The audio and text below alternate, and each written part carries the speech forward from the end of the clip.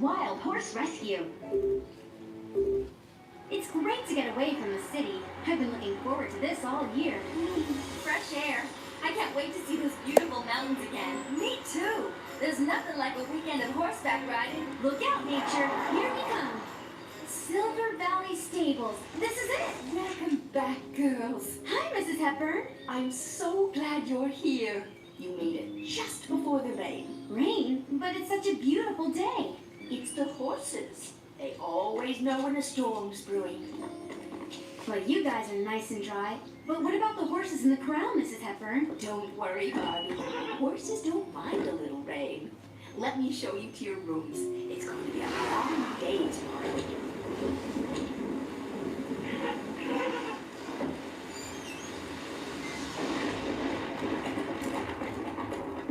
Good morning, Mrs. Hepburn. The horses were right. There was a storm. It was blowing all night. I know, Barbie. And that's not all. The corral's empty. The wind must have blown open the gate. The horses could be anywhere. I know, Mrs. Hepburn. We can help you find them. Teresa, Christy, you start searching the riding school, and I'll take the trails. That's a great idea, Barbie. Sure thing. Mrs. Hepburn, maybe you should stay here in case anyone calls or one of the horses comes wandering back. I'll go and saddle up. Oh, Barbie, how can I ever thank you? No problem.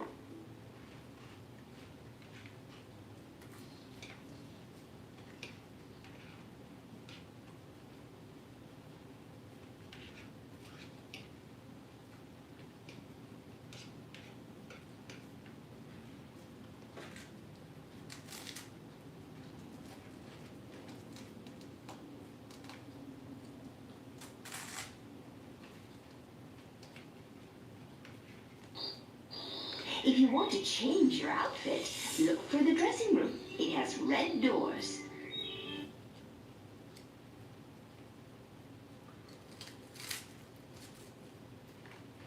Use the directional buttons or left analog stick to choose an item of clothing. We can mix and match lots of clothing to make really cool outfits. Press the X button to choose a different jacket. Press the X button to choose some different pants. Awesome!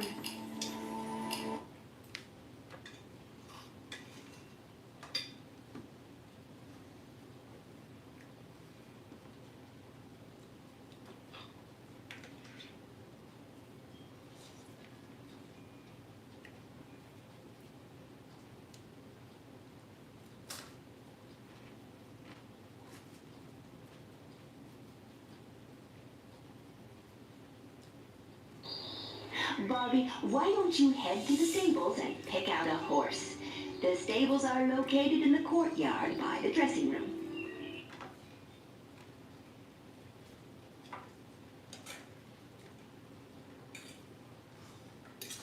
You can choose a horse to ride on the trails in here.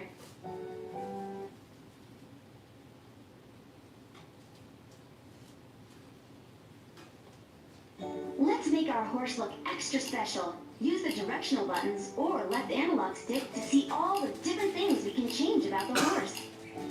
That's a cool looking horse.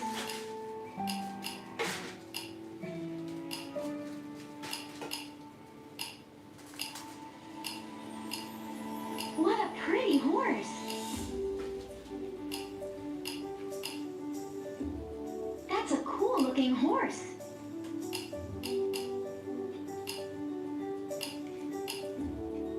That's a great choice.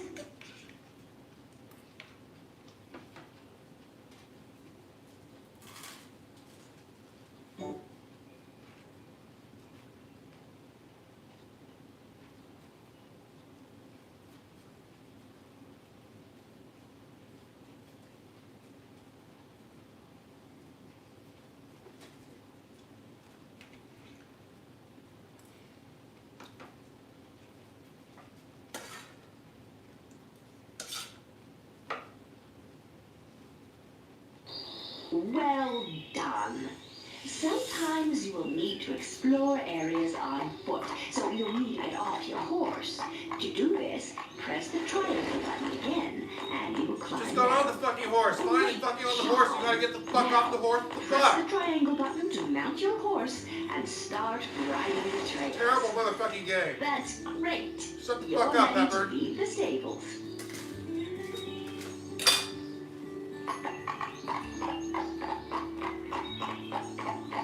Good work, Barbie. Why don't you look for the entrance to the first forest trail? I think this is the first place you should look for the missing horses. God, so many fucking loading screens. This is like the 20th loading screen. You haven't done shit in the game yet. No wonder this game's fucking 4 hours long. 20 fucking hours of loading.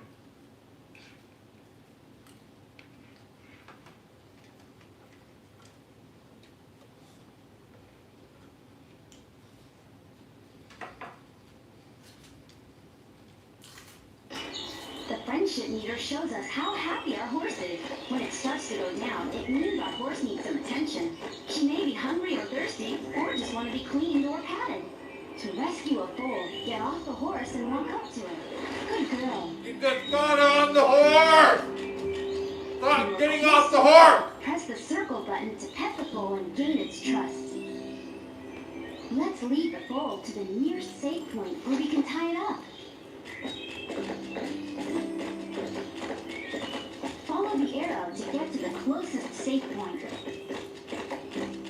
I'm gonna fuck this game. Fucking zero. The late 90s was a period of change for Simpsons video games, and it all started with Fox Interactive releasing the Simpsons Cartoon Studio back in 1996. Cartoon Studio was a bit awkward and limited, but they made something that Simpsons fans would very much want, a way to make their own Simpsons cartoons. Cartoon Studio was the first of two pieces of PC software that Fox Interactive published for The Simpsons. Cartoon Studio was about letting people make their own Simpsons cartoons, so now that that's been covered, what else would a Simpsons fan want to do? Well, it's something the Simpsons games have always been chasing, and the same thing that future games like Hit and Run have been praised for, and that's a way to truly explore Springfield. The best licensed games are the ones that successfully make it feel like you're in the world itself, to see well-known locations, and actually get to interact with them in some way. Say what you want about Barfest and the Space Mutants, but that first level did take place in Springfield, and you got to see locations like the Quickie Mart, and you could even prank Cool Mo.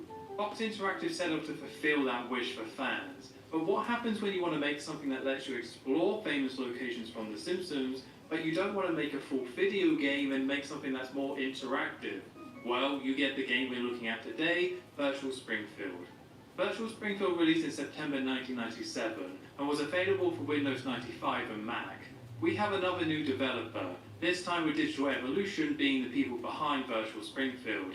If you've never heard of Digital Evolution, it's because they're not actually a video game developer, and Virtual Springfield was the only game they were ever credited in making.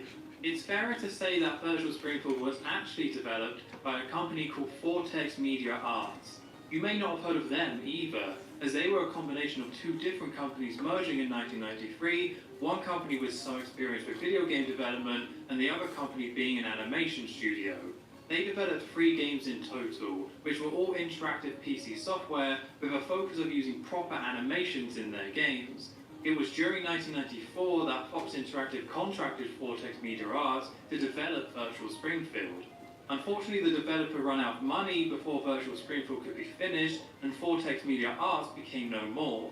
Out of nowhere, a company called Digital Evolution picked up the contract, hired the original developers from Vortex, and paid out of their own pocket to finish the game. I'm not sure I can fully describe what Digital Evolution is, so let me read their description from the 1996 version of their website.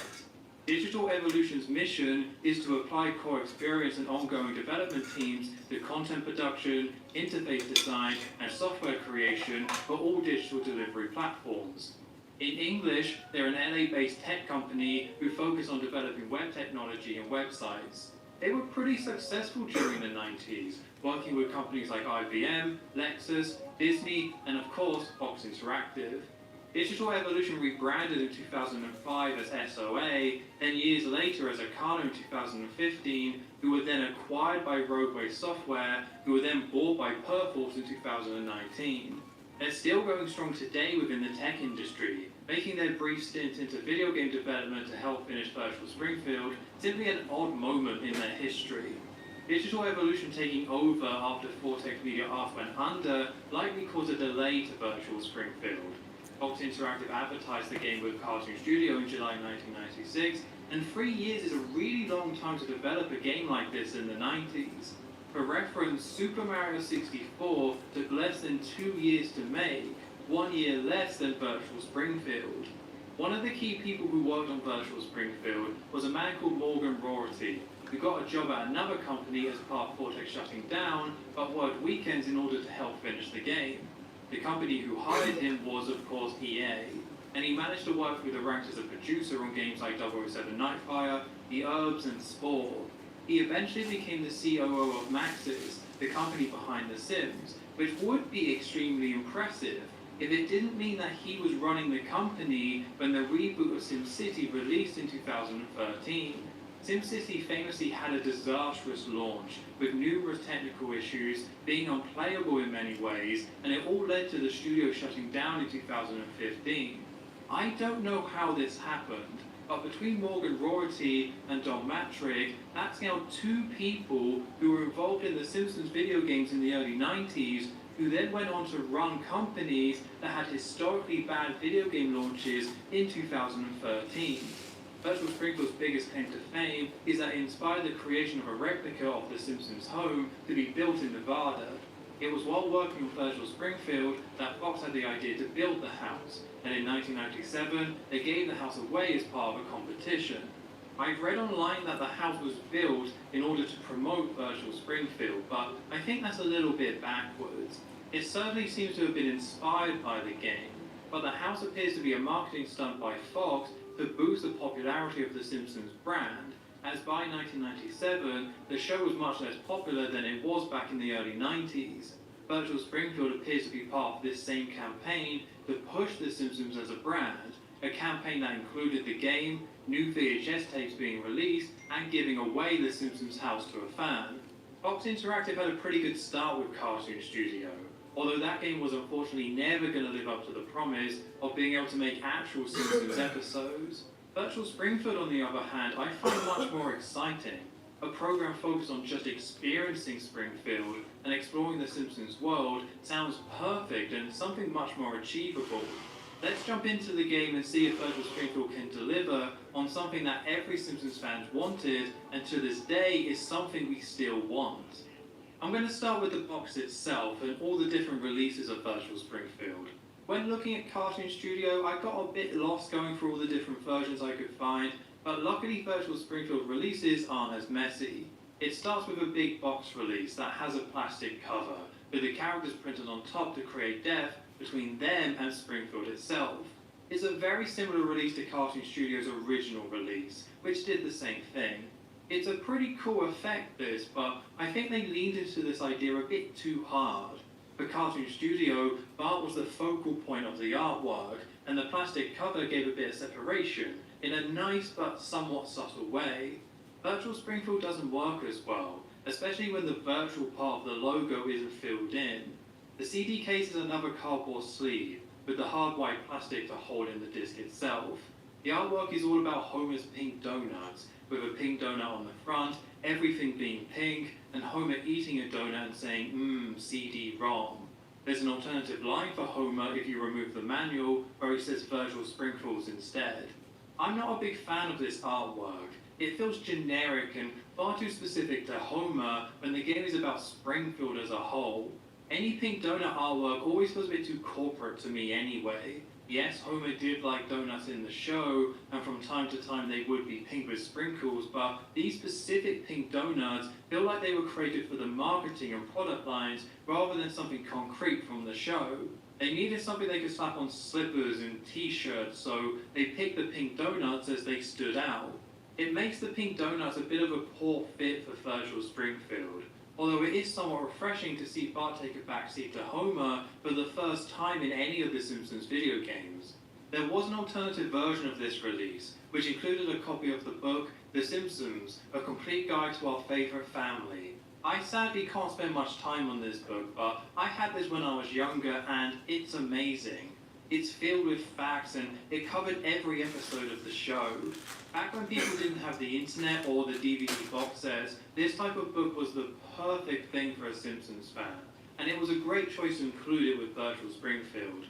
Like Cartoon Studio, they released a more traditional cardboard box version of the game as well. I may have my issues with the original release with the plastic cover and use of donuts, but the actual artwork for the game is perfect. Simpsons video games as a whole have really great box art. If I had to pick my favourite so far, I would go with Bart vs. the Space Mutants. With Virtual Springfield though, I have a new favourite. We finally moved past the era where Bart had to be front and centre, and it allows us both to see more characters and Springfield itself. What I love about this cover is that it both sells the premise of the game very easily, with all the characters looking at Springfield, and you can also spend ages going through all the small details they added. There's the Quickie Mart with Apu shooting at Snake after he's robbed the store, Barney running away from Moe's, and then there's multiple recognizable locations like Krusty Burger, the school, Barney's Boulderama, and the Jebediah Springfield statue. I never owned Virtual Springfield when I was younger, but I really wanted to play this game, and it was thanks to this cover. It doesn't end there though. The back is also kind of exciting as well. It's a pretty standard design for the back of a game, but look at these screenshots. The idea of playing this game and getting to see all these Simpsons animations on your PC is on another level for a kid.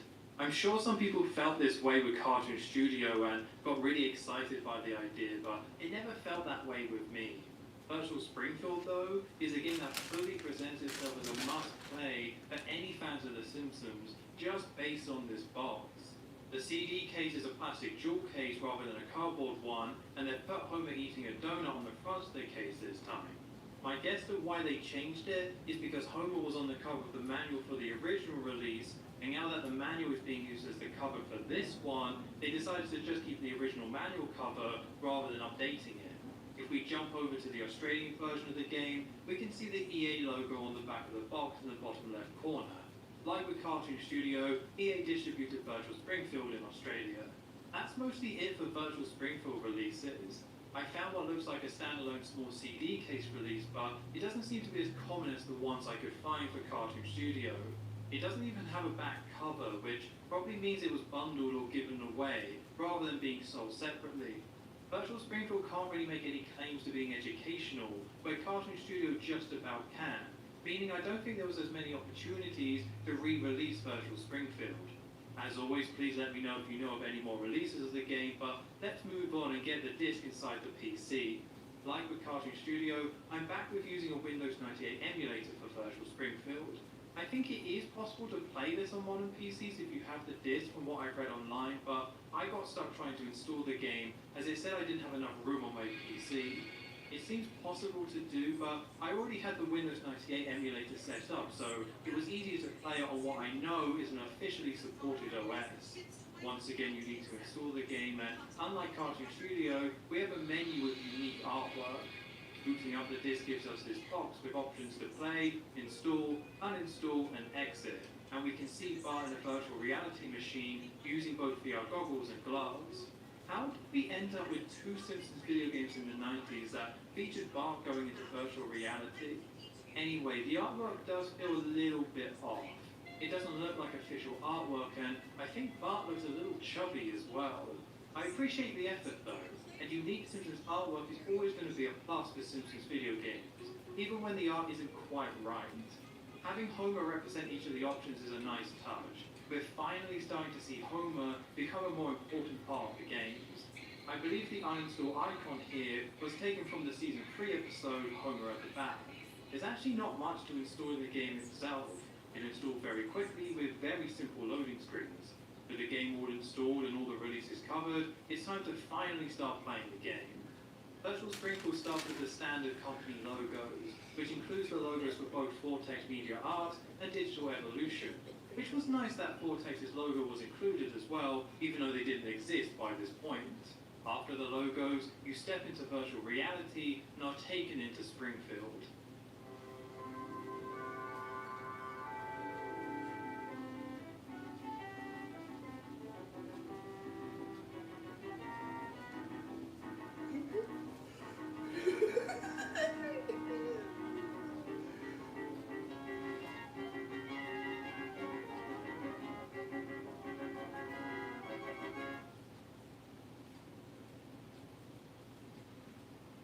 to Springfield. I'm Troy McClure. You may remember me as town spokesman for such computer travel guides as Hats Off to Fargo and Pinch Me, I'm in Boise. Of course, we all know Springfield for its award-winning dandelions and as birthplace of the glove compartment. But that's merely scratching the surface of a place the great Calvin Coolidge once labeled a pea-sized town with lima bean-sized dreams. So warm up your clicking finger and let's explore a land the poets call Springfield, USA. I love everything about this intro, from the effect of putting on a VR headset, to seeing the Simpsons family in the blue sky with the clouds from the intro of the show, before going into the P to reveal a 3D Springfield that the camera swoops around in, all while the Simpsons theme is playing. They then top it all off with an introduction from Troy McClure, actually voiced by Phil Hartman himself. I can't think of a better way to set the game up than this, with the remixed version of the Simpsons intro, setting the premise of the game with these overhead shots, and original lines from the legendary Phil Hartman. The animation on Troy McClure is a bit off, and the statue of Jebediah Springfield doesn't look quite right, but it's easy to put these problems aside, as it does everything it needs to do to get a Simpsons fan excited to start playing. After Troy finishes talking, he leaves and you're free to start exploring the town. If you wait a few seconds, Troy will reappear, and he will give you slightly different dialogue each time. There's actually an insane amount of variations to these lines, where Troy will keep talking about different towns that he's helped introduce. You may remember me as town spokesman for such computer travel guides as Eeny, Meeny, Miny, Murfreesboro, and Yuma, it's seniorific, Smother Me in Shreveport, and Living, Loving, and Loving. Duluth, it'll grow on you, and suddenly Tulsa, Fredonia, Gateway to Wichita, and Fairbanks needs women.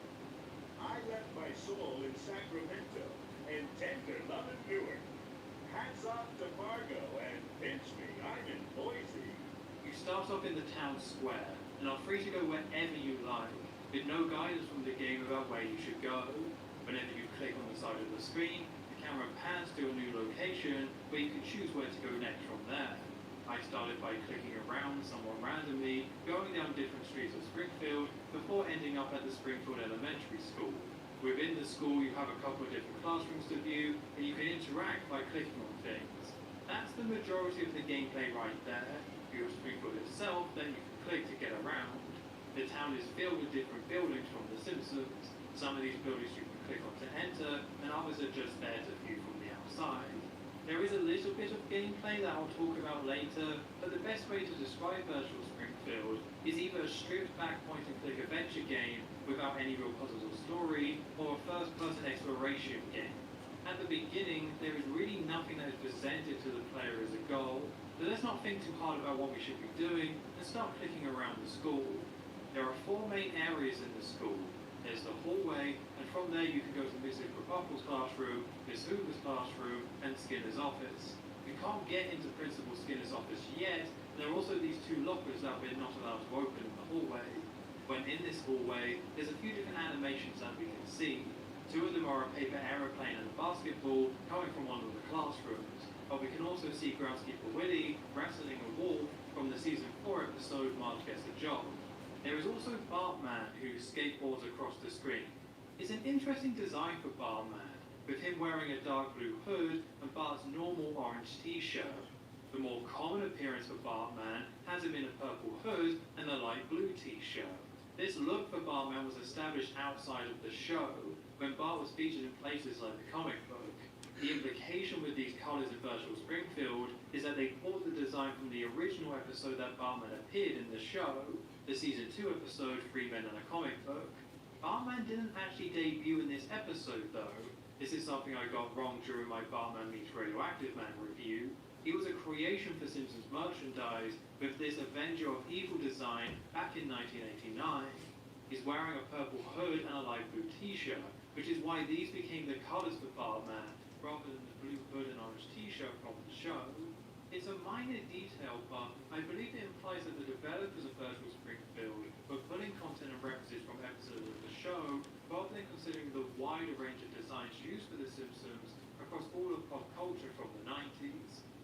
entering Mrs. Krabappel's classroom, and we see Mrs. Krabappel, Cherry and Terry, Martin, Milhouse, Bart, Nelson, and some random kid. Mrs. Krabappel isn't always present. Sometimes she's sitting behind the desk, sometimes she's standing up, and sometimes she won't be in the classroom at all. She also has different animations and dialogue, depending on if she's standing or sitting down.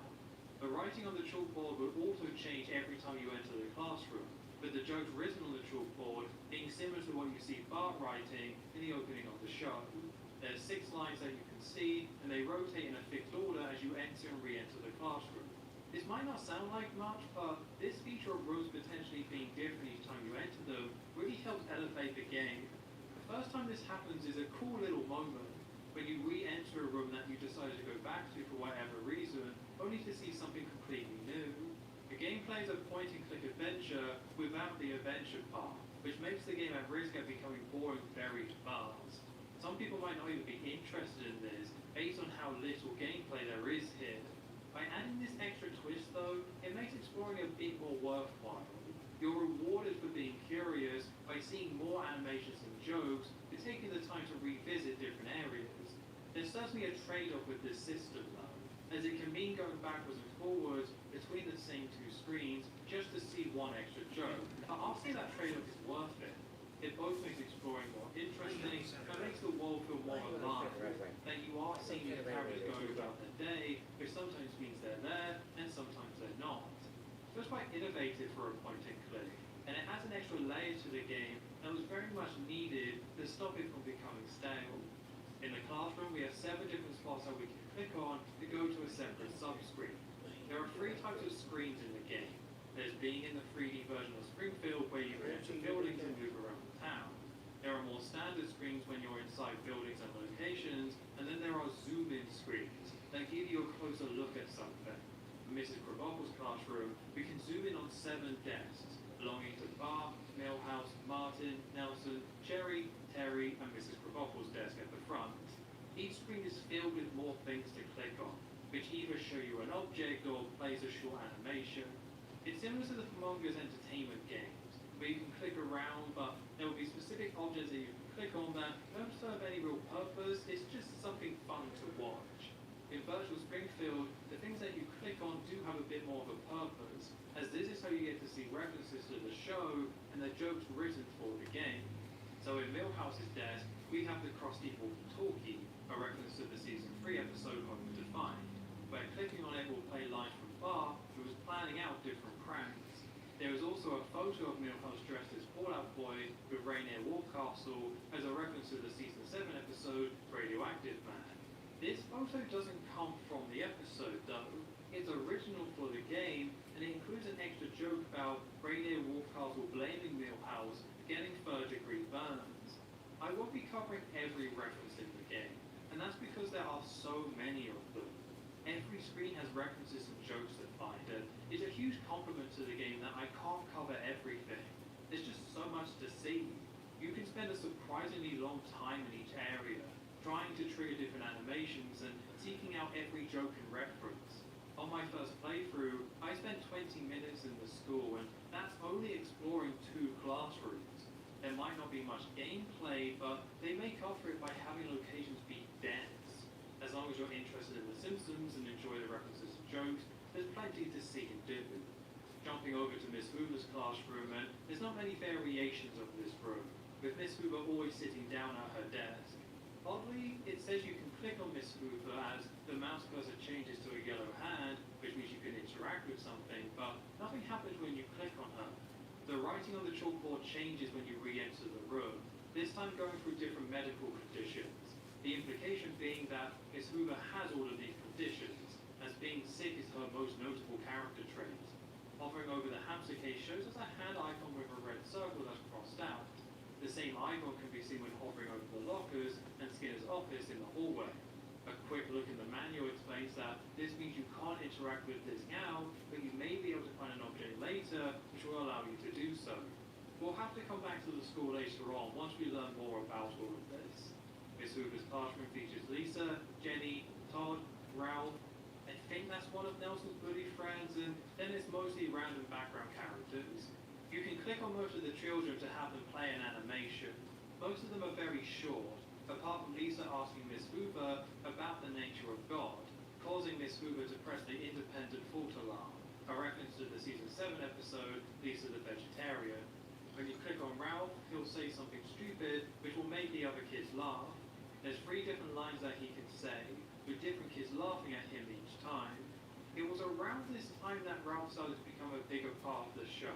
And we can see that here with Ralph saying more one-liners, and he's also on the front of the cover and on the bottom of the box. I'm biased here as I don't really like Ralph. He was fine as a side character who was more involved from time to time, but when he became a one-liner machine, I quickly got sick of him. The fact he got prominent enough to be the very first character you see and hear during the Simpsons movie is simply awful. He's not much better in Virgil Springfield. The jokes aren't great, and all of them are followed by him awkwardly laughing, with the laugh being so strange and off-putting. There's only 3 zoom-in screens here. There's Miss Hoover's desk, that's filled with more jokes about her depressing life, and how she always gets ill. Lisa's desk has a nice reference to Mr. Bergstrom, and the famous You Are Lisa Simpson joke from the season 2 episode, Lisa's Substitutes. Lastly, there's Ralph's desk, with the most noteworthy object being the I Choo Choo Choose You card from the season 4 episode I Love Lisa. As there's a few locked doors in the school, we'll come back here later, but that's everything we can see for now, so let's head to a new location. I continue to randomly click around Springfield, and that led me to Moe's Bar. I'm taking you through the locations in the order I experienced them when first playing, but you can go to these places in any order you like. Springfield is pretty open, so it's up to you in what direction that you want to explore. In Moe's Bar, Moe can either be missing, be standing up behind the bar, or doing this goblin-style lean forward. You may have already noticed this, but the animation is quite inconsistent. Characters look largely correct, and most animations are close enough to the show, but from time to time you see things like this, and they just don't look right. I'm willing to be forgiving on this, though, as I wouldn't expect a 1997 PC game to be able to recreate the animation quality perfectly. I really like the overall look of the game, and can look past a few lackluster animations, even if some of them clearly needed a bit more time and polish.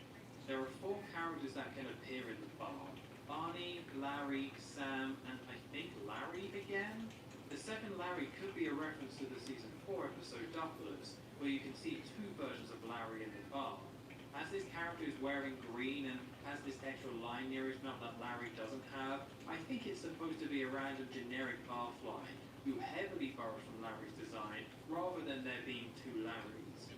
Weirdly, this is the only character who is in Moe's Bar that never disappeared. All he does is sit there and clicking on him makes him blink. There are 2 main gags to see in Moe's Bar.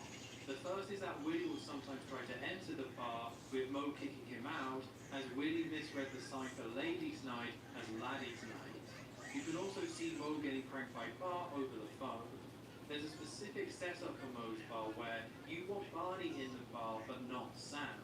This spawns a small mechanical ball machine that you can click on to make Barney ride it. Clicking on Barney again has him ride it a second time before being thrown off and returning to the bar. There's 4 zoom-in screens in Moe's Bar. One of them is the Laramie cigarettes machine. There's not many jokes on this screen, and you can only click on the buttons to order different types of cigarettes. The second zoom-in screen is the Love Tester machine, which you may assume is from the Love-Matic Grandpa section of the Season 8 episode, The Simpsons Spin-Off Showcase. This episode wasn't the first appearance of this machine, though, and it was most notably shown in the Season 3 episode, Baby Moe's. The design for the Love Tester in this game is much closer to the design used in the Flaming Moe's episode, as it features a blue background rather than brown, and the original machine has Casanova as the second best option, where for Love-Matic Grandpa, they switched it so Casanova was at the top. Virtual Springfield did come out after the Simpsons spin-off Showcase had aired, although only by a few months. I believe the Love Tester machine here is a reference to Flaming Moe's due to its design, but it's a weird coincidence that the Love Tester happened to appear in an episode again so close to Virtual Springfield's release date. You can use the Love Tester and it will randomly give you one of the matches. I spent a very long time on this trying to get the top match, but it never happened. I don't think it's possible to get this, or maybe I'm just not the star I thought I was, which is a shame, as it'd be really nice to get the top option as you can't see it. even if it's a bit hidden by the UI. The next zoom-in screen is behind the bar, where you can find Mo's hidden shotgun at night, and you can even make yourself a flaming Mo. In one of the boxes there's a key that is labeled Spanky. This is the first inventory item we've found so far, and it's going to get added to our collect menu.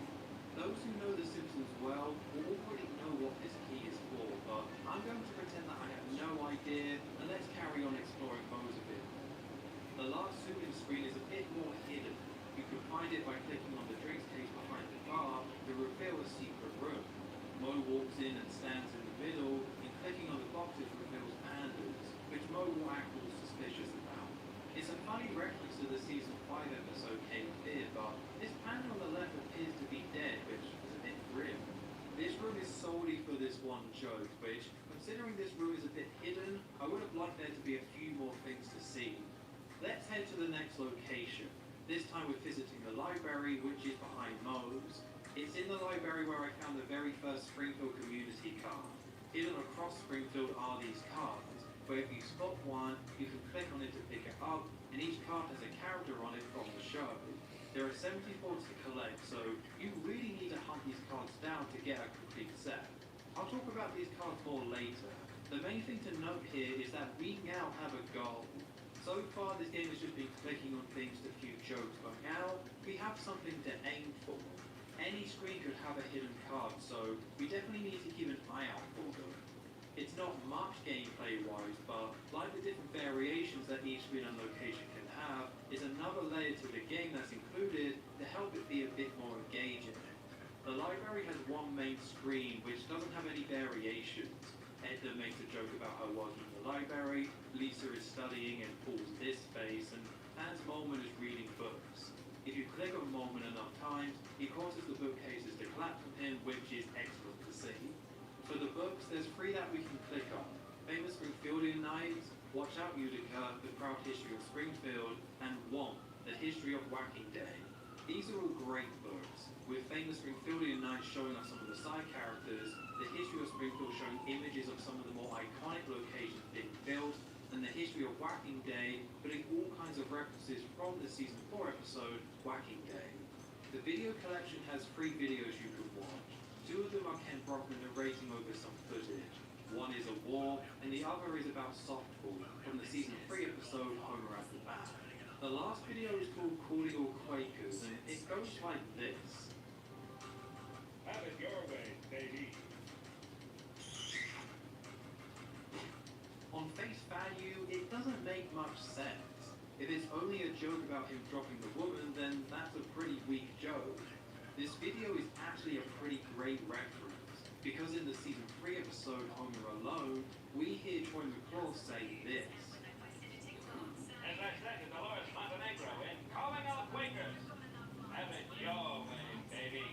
What we are seeing in Virtual Springfield is them creating the film that Troy quoted in the show. We never see Calling All Quakers in the episode itself, so the game has taken the opportunity to show us this scene instead.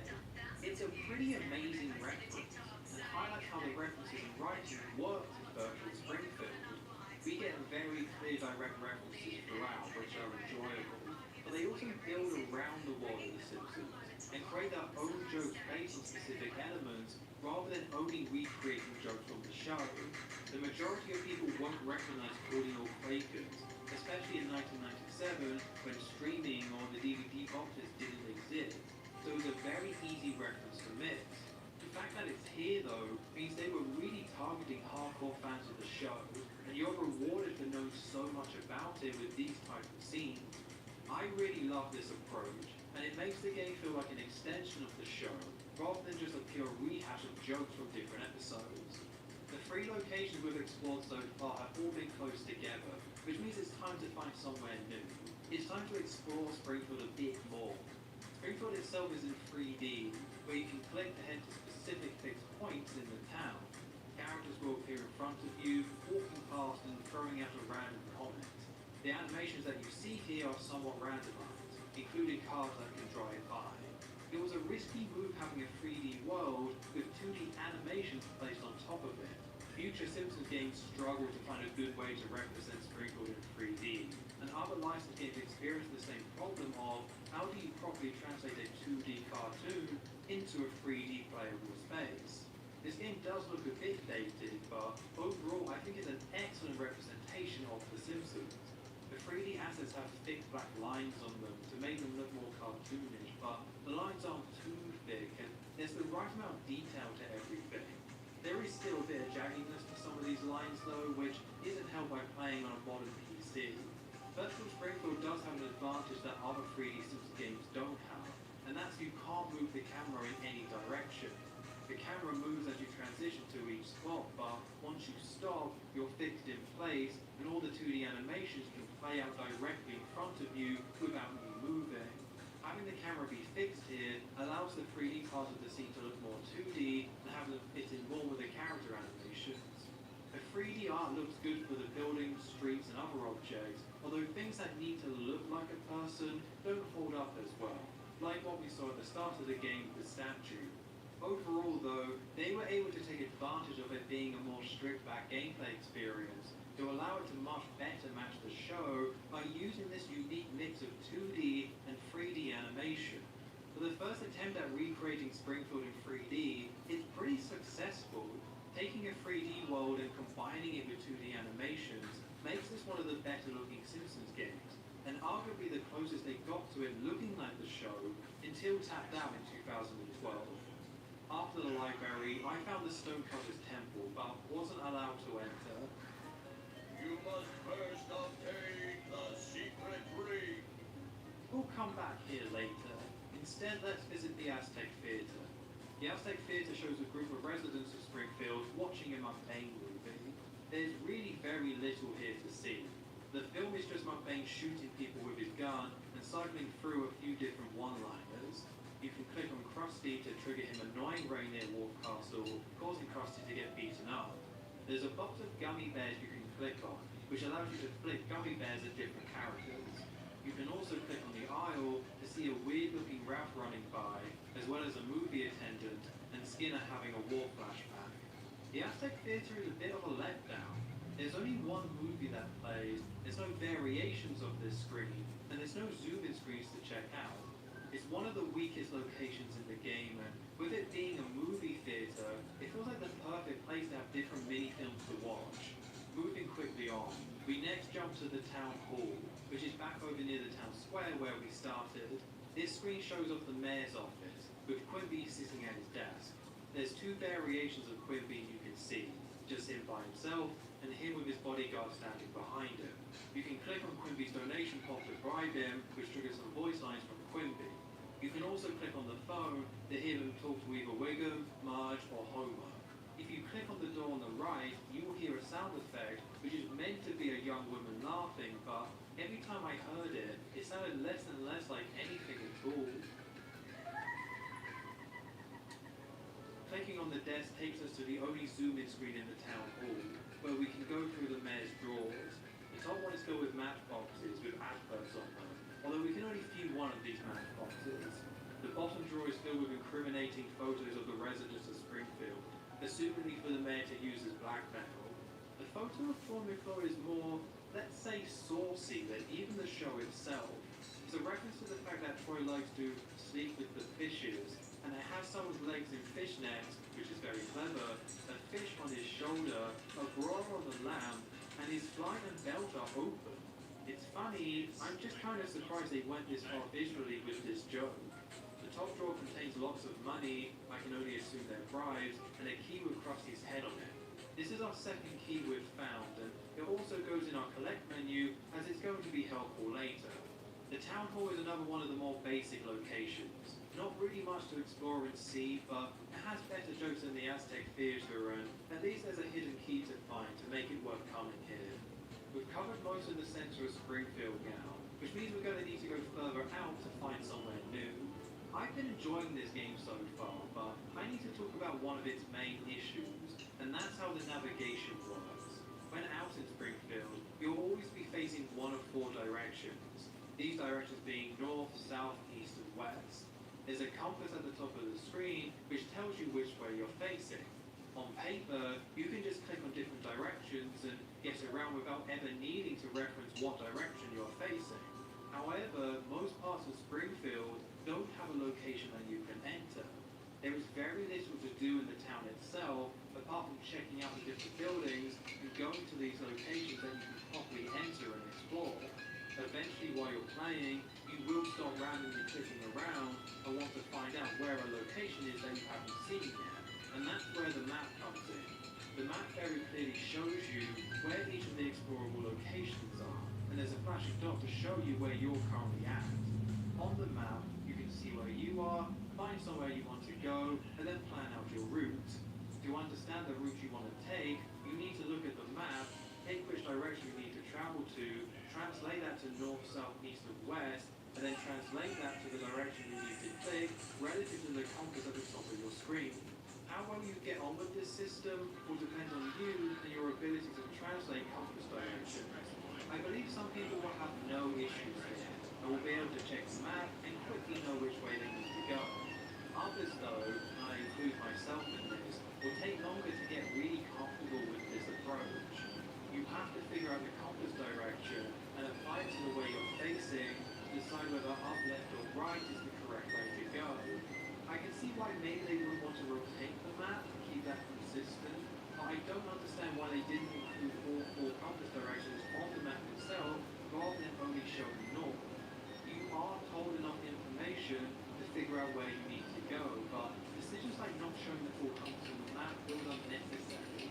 Unnecessary is how I would describe the complexity of moving around in this game.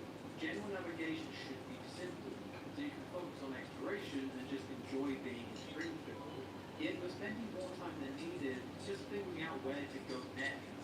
The system as a whole functions. It's mostly just surprising it isn't more user-friendly, especially as the rest of the game is so simple as it's only pointing and clicking. It feels out of place.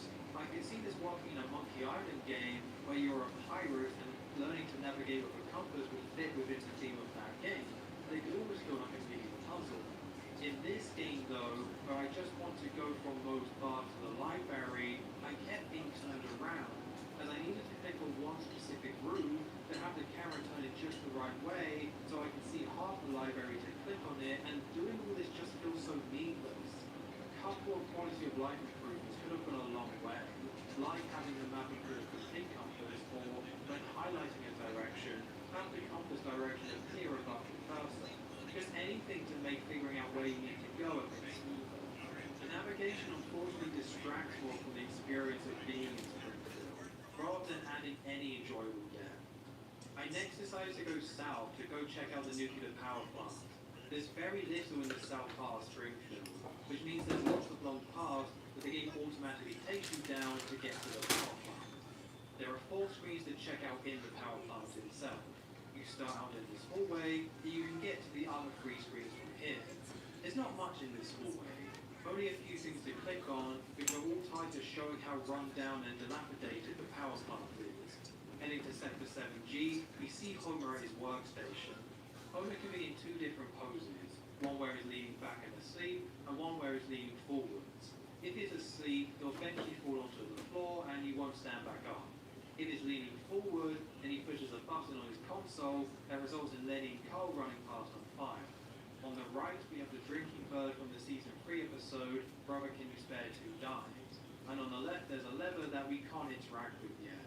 There's one zoom-in screen here with Homer's side desk, which has 2 photos on it and a pencil owned by Frank Grimes. We're now officially seeing Season 8 references in the game, which honestly feels a bit too early.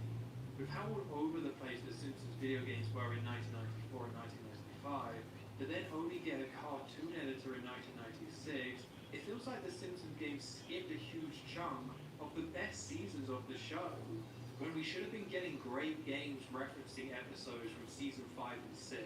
We instead got Virtual Bar and the Itchy and Scratchy game. Cartoon Studio did have plenty of references, but Virtual Springfield is now referencing Season 8, and it makes the second half of the Acclaim era even more frustrating in retrospect. For context, Virtual Springfield released in September 1997, the same month that Season 9 premiered, which means it was also the same month for the infamous episode The Principal and the Pauper. This episode is considered the end of the golden age for some fans, which feels a bit unfair to me as the episode after this, Lisa's sacked, is one of the best episodes of the show. We can debate when the end of the golden age for The Simpsons was, but this means for Vertical Springfield is that it came out late enough to quote seasons 1 to 8, which most people would agree was the peak of The Simpsons. Last thing to know with Section 7G is that the photos change every time you click on Homer's desk, with 4 variations and 8 photos. Most are original images, apart from this shot from the season 4 episode, Lisa's first work. The next screen in the power plant is the reactor core. There's 3 variations with these power plant workers. If they're working on the left side, clicking on them will have them be vaporized. If they're in the middle of the room, a 2-headed dog will appear and they can play cat with this green rod. They can also be completely missing from the room. Not much to see in this room, apart from this panel on the left. Clicking the blue and green buttons don't do anything, but clicking on the red button opens the door revealing hell and the Simpsons version of the devil. An alarm will keep playing until you press the red button again, but no one really reacts to the devil showing up. The best part about this room is that Stuart can be seen hard at work. It's nice to see that he finally fixed his bad work ethic. It's also here where I found my third community card on the left. The last room we can go into for now is Mr. Burns' office. There's 4 variations of this room. It can be empty, Mr. Burns and Smithers can be present, Mr. Burns can be at his desk with Homer entering the room, and Mr. Burns can shoot off in his escape pod, leaving only Smithers. The escape pod animation is quite rare. I saw it the first time I entered the room, and after going in and out of the room multiple times to make sure I had seen everything, I never saw the escape pod animation again. The only way I could consistently see this animation was by starting a new game and entering the room for the first time. You can seemingly only see this animation once per save file, and even after closing the game and reloading my save and heading back to the nuclear power plant, I could never get the escape pod animation to trigger once more. In this room we have the Spruce Moose on the left, underneath a series of monsters showing the plant's employees, including a rat monster with laser eyes. We can attempt to click on the fireplace, but it's somewhere that we can't go yet. If you click on the floor, a model of the power plant emerges. If Mr. Burns is in the room, then he does this short dance on the model with a cane and top hat. There are 3 books on Mr. Burns' desk which can be a bit tricky to click on, as you have to click on them individually. This book about the Irish took me off guard. This game definitely embraces the more rebellious parts of the show, and definitely pushes the limits of what you can and can't joke about. If Homer enters the room, then Mr. Burns gives the player the choice of 4 buttons to push, as a way of punishing Homer. Trap 1 causes Homer to fall through a floor trap, Trap 2 causes a floor trap to appear next to Homer, which he jumps into. Bear makes Mr. Burns stuff Homer come to life, and chase Homer out of the room. It's a bit extreme, but it's interesting to see this bear actually move like a real bear, rather than only being stuck. Tube lowers a tube above Homer and sucks him out of the room, a reference to the season 5 episode, The Last Temptation of Homer. The power plant is in the south part of Springfield, and while there isn't many locations to check out, you can still go down several streets in the area. Near the power plant is the rich part of town. Not too much to see here, apart from you can stand outside the gates of Mr. Burns' mansion. There are several animations of Mr. Burns attempting to throw a rock, and 1 animation of Homer trying to escape Mr. Burns' house. I complained earlier about moving around Springfield, and unfortunately I have to complain about it a bit more. Some people will get used to using the compass very quickly, and some of them won't. However, even if you get used to this system pretty quickly, the options for where you can move to from each spot feel inconsistent. Sometimes you click to move and only go around the corner, and sometimes you end up traveling right down the road. There's different movement options depending on where they decided that you were okay with you standing, but the map doesn't show the points where you can stop at, and there isn't a consistent logic with where you can go to. What also doesn't help is that you can't go backwards. If you pick the wrong direction or guessed incorrectly where the game will take you, you can't go back to try another route. Instead, you have to plan a new route to get back to where you were to try again. There were quite a few times where I ended up going in circles, as I could see on the screen where I was trying to get to, but I kept going down the same streets in the wrong direction, as it's not always clear how to reach a specific point. You find yourself going down the opposite side of the street that you want to be on, but you can't turn around or switch to the other side of the street. They created a system where you always have to be facing one of 4 directions, and then they made it so you can only go one of 3 ways at max in any point. Springfield itself isn't poorly designed at all. I think they did a good job of keeping things close together, while still giving the town a good sense of size and scale. The movement system that they went with, though, is clunky, and it ends up making certain sections feel like a maze. Only it's a maze where you don't know where you're going to stop each time you move, and it's difficult to learn the patterns due to a lack of consistency. Let's wrestle with the movement system a bit more and head closer to the north part of Springfield. The first stop in North Springfield is Noiseland Arcade.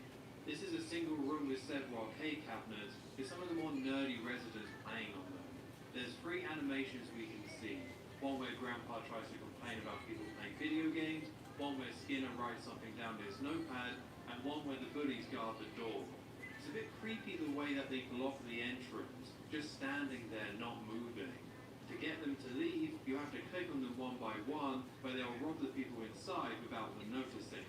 The arcade doesn't have much to click on, apart from the arcade machines themselves. We have 4 different machines that we can play. The first is Larry the Looter, which is a reference to the Season 3 episode Radio Bar, but some of you might know it better from his appearance in Hit and Run. This one is a bit more interactive than the Hit and Run version, as you're actually controlling Larry here. This all plays out exactly as it does in Radio Bar. You have to push right so Larry starts walking, and then push up to smash the window and start looting.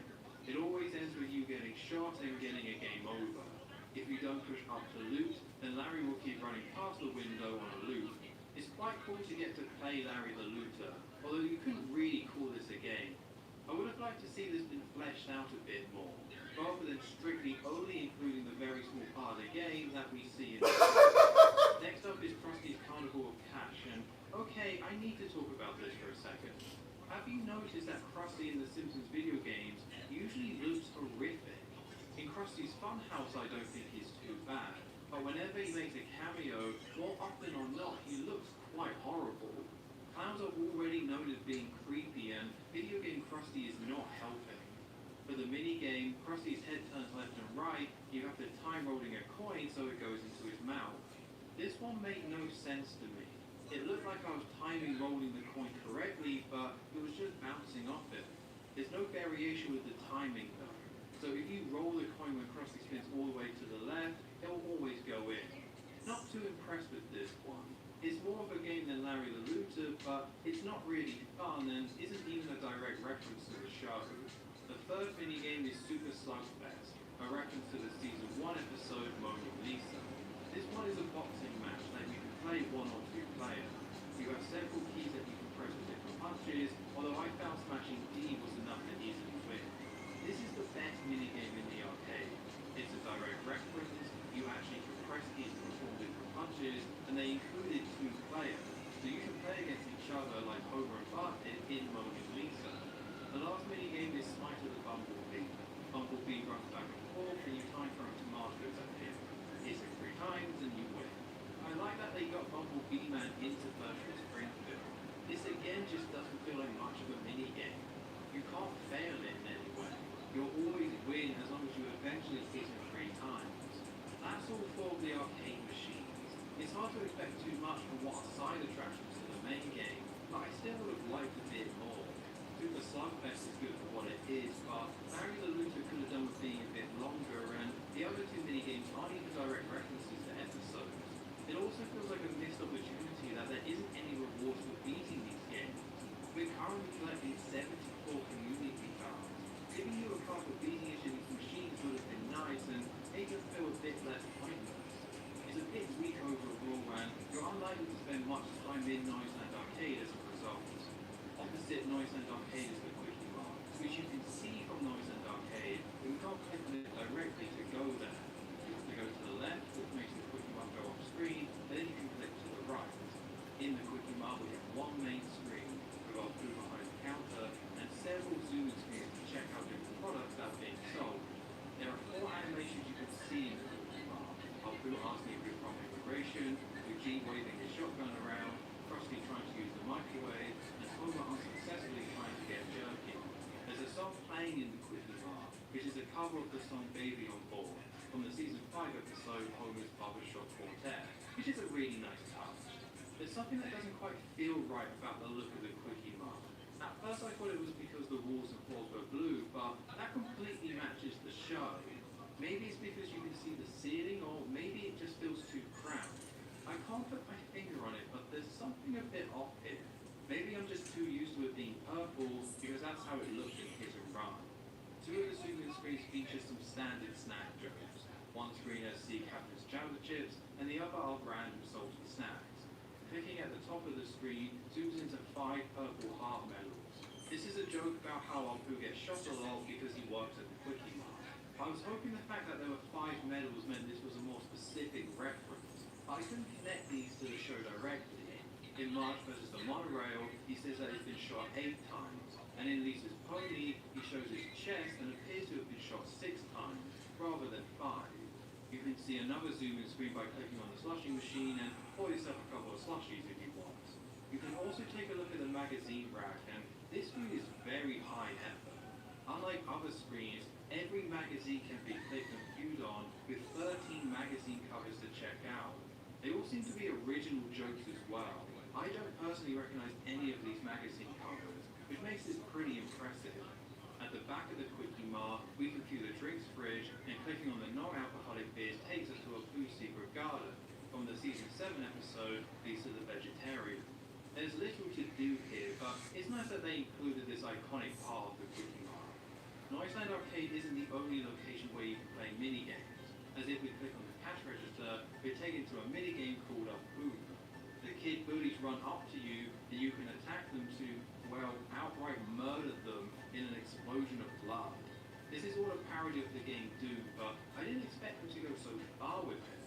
You can actually see Simpsons characters die and explode in blood and guts in an officially licensed game. Like the photo of Troy McClure from the town hall, Virtual Springfield once again pushes the boundaries in terms of what they could get away with. As a minigame, it's pretty poor, as the only thing you can do is switch weapons and attack. If you attack with this giant kill weapon, then the game ends. They call this a minigame in the manual, but I don't think it's really meant to be. It's a short sequence that's only here to serve as a parody. Not sure if I would say I would like it. With the way it looks and the limited things you can do, it does come a bit close to matching the tone of something that's fan-made. I'm going to make myself sound old and lame here, but as a program for children, this feels like a step too far. It's certainly memorable and surprising when you first play it, so it does leave an impression. I just think with how gory it is, it doesn't really fit The Simpsons. It's finally time to visit the most iconic location from the show, and that's the Simpsons house, which you can find slightly north of the Quickie Mart. There's lots to see here, and it starts before you even enter the house. There are several animations of Homer mowing the lawn in his lovely pink shorts, and we have Marge planting a flower under the window. I feel like I've seen Homer wearing pink shorts before, but I couldn't find any time when he did this before Virtual Springfield came out. If I've missed where these pink shorts come from, then please do let me know. Bart can be seen escaping from the window, which can be him skateboarding away, or he can fall off his skateboard and have to walk away in shame. It doesn't really make sense that Bart climbs out of this window, as according to the game, Bart's bedroom is on the back side of the house, meaning he's climbing out of Maggie's window rather than his own. It's weird, but I don't want to get into what is the correct layout of the Simpsons house, as that's a messy subject. One thing I do want to say though, is that while Virtual Springfield was the inspiration for the real-life Simpsons house to be built, interestingly they ended up with different layouts. It's the upstairs where the main differences are. In Virtual Springfield, we have Bart and Lisa's room on the right, on the back side of the house, and Homer and Marge's room is on the left. Up for the real-life house, Bart's room is on the left, making Lisa's and Homer's and Marge's room next to each other on the front side of the house. While the show is inconsistent with the layout of the house, the version in Virtual Springfield feels much more correct to me, and I would say it's a bit better than the real-life house it ended up inspiring. Going back to the front of the house, you can click on the garage to get animations of Grandpa in drag, Lance Murdoch running off, Stampy the elephant, and Snake robbing the place. There is a zoom-in screen here with this letterbox. There's a parcel from Hat of the Month, and you can keep clicking on it to see different hats come out each time. There's another parcel which comes with a letter, and you can hear Homer reading it out loud. This is a nice reference to the season 1 episode, The Grapes of Wrath. That's all we can see on this screen, but a unique part of the Simpsons house is that there's an extra screen, but just outside the door. The doorbell gets automatically rung, and Homer, Marge, Bart, or Lisa can greet you. Each of them have 2 different introductions, with Lisa winning the award for being the most haunting.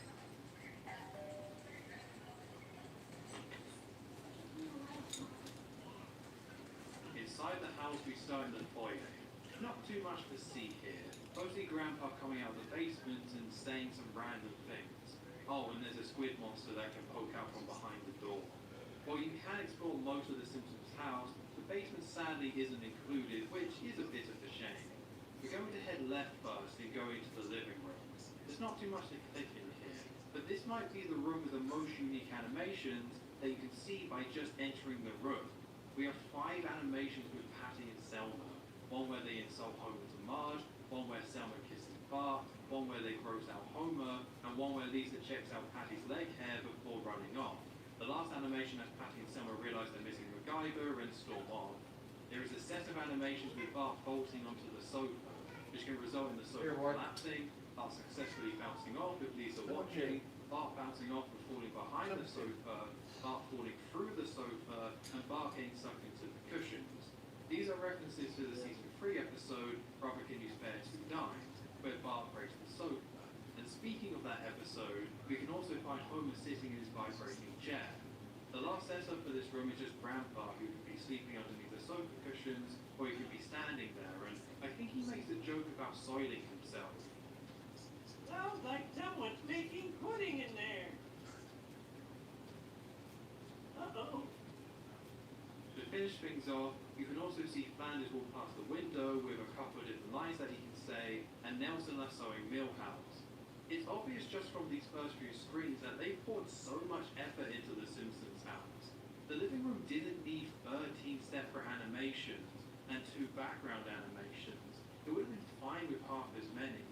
It's great that they made sure the Simpsons house had the most amount of content, but this may have caused other locations to be a bit more lacking, like what we saw with the Aztec Theatre.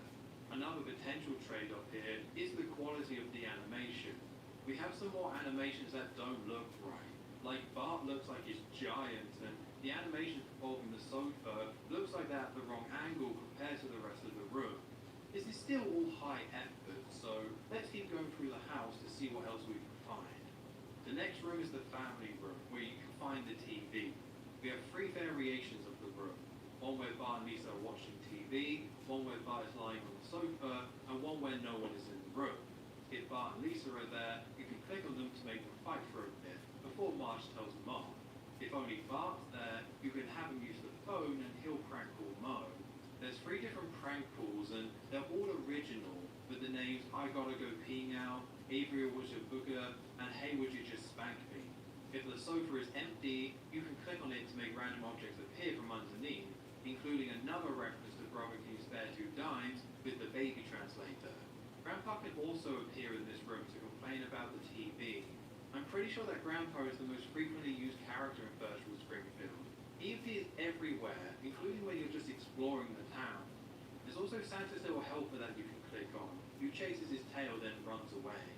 Clicking on the TV lets you watch a series of brief clips from different TV shows, some being direct recreations from things seen on the show, and some being more general references. I really enjoy these clips. I especially really like seeing more of Artie Pie in the sky.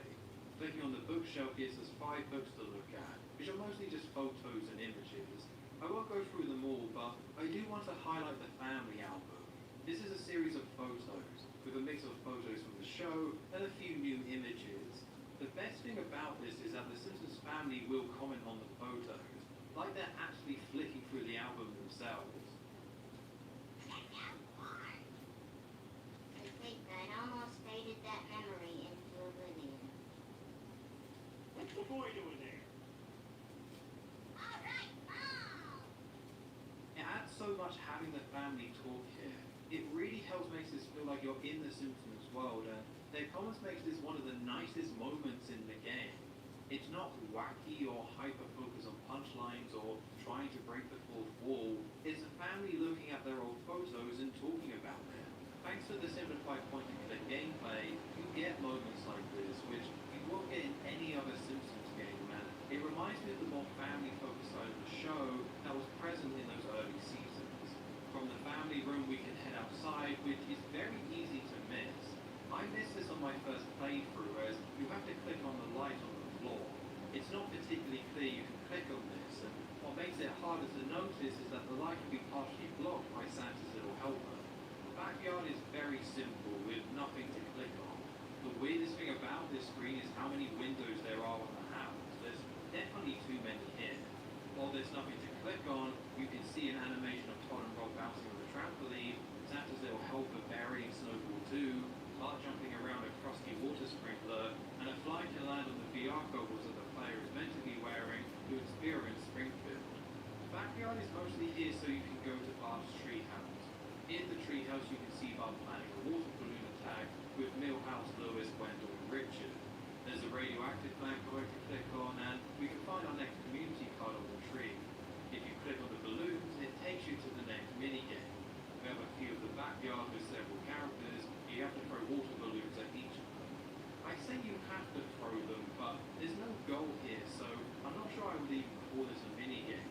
This minigame is just an alternative way to click on things to see stuff happen. So instead of clicking, you're aiming and throwing water balloons to see people get wet. It doesn't track who you hit, and everyone resets their pose after you get them, so it's just something you do if you want. It's a bit disappointing as a minigame, so let's head back into the house. Next up is the kitchen, and the most noticeable thing about this room is that Marge looks like a newt. Marge is here, but she doesn't do anything. You can't click on her, and she only reacts to other things that happen in the room. The kitchen is one of the weaker rooms in the Simpsons house. You can click on the cabinets for more jokey food products, but we've seen too many of these jokes by this point for these to be enjoyable. Maggie can fall out the dishwasher, and Snowball 2 can run out the oven on fire. A nice touch is that in the family room, you can see Snowball 2 run past with smoke coming out of her, and you get to see why that happens in the kitchen. There's a cookbook hidden on top of the fridge, and the fridge has two variations. One with Bart's D- from the season 2 episode, Bart Gets an F, and one with Lisa's essay from the season 3 episode, Mr. Lisa Goes to Washington. If you click on the microwave, you can see a rat get caught in the microwave, who then mutates and turns into a super rat with laser eyes and smashes through the wall. Once you do this, you can never see it again, as the rat-shaped hole stays in the wall, even when you come back into the room. The last room that's downstairs is the dining room.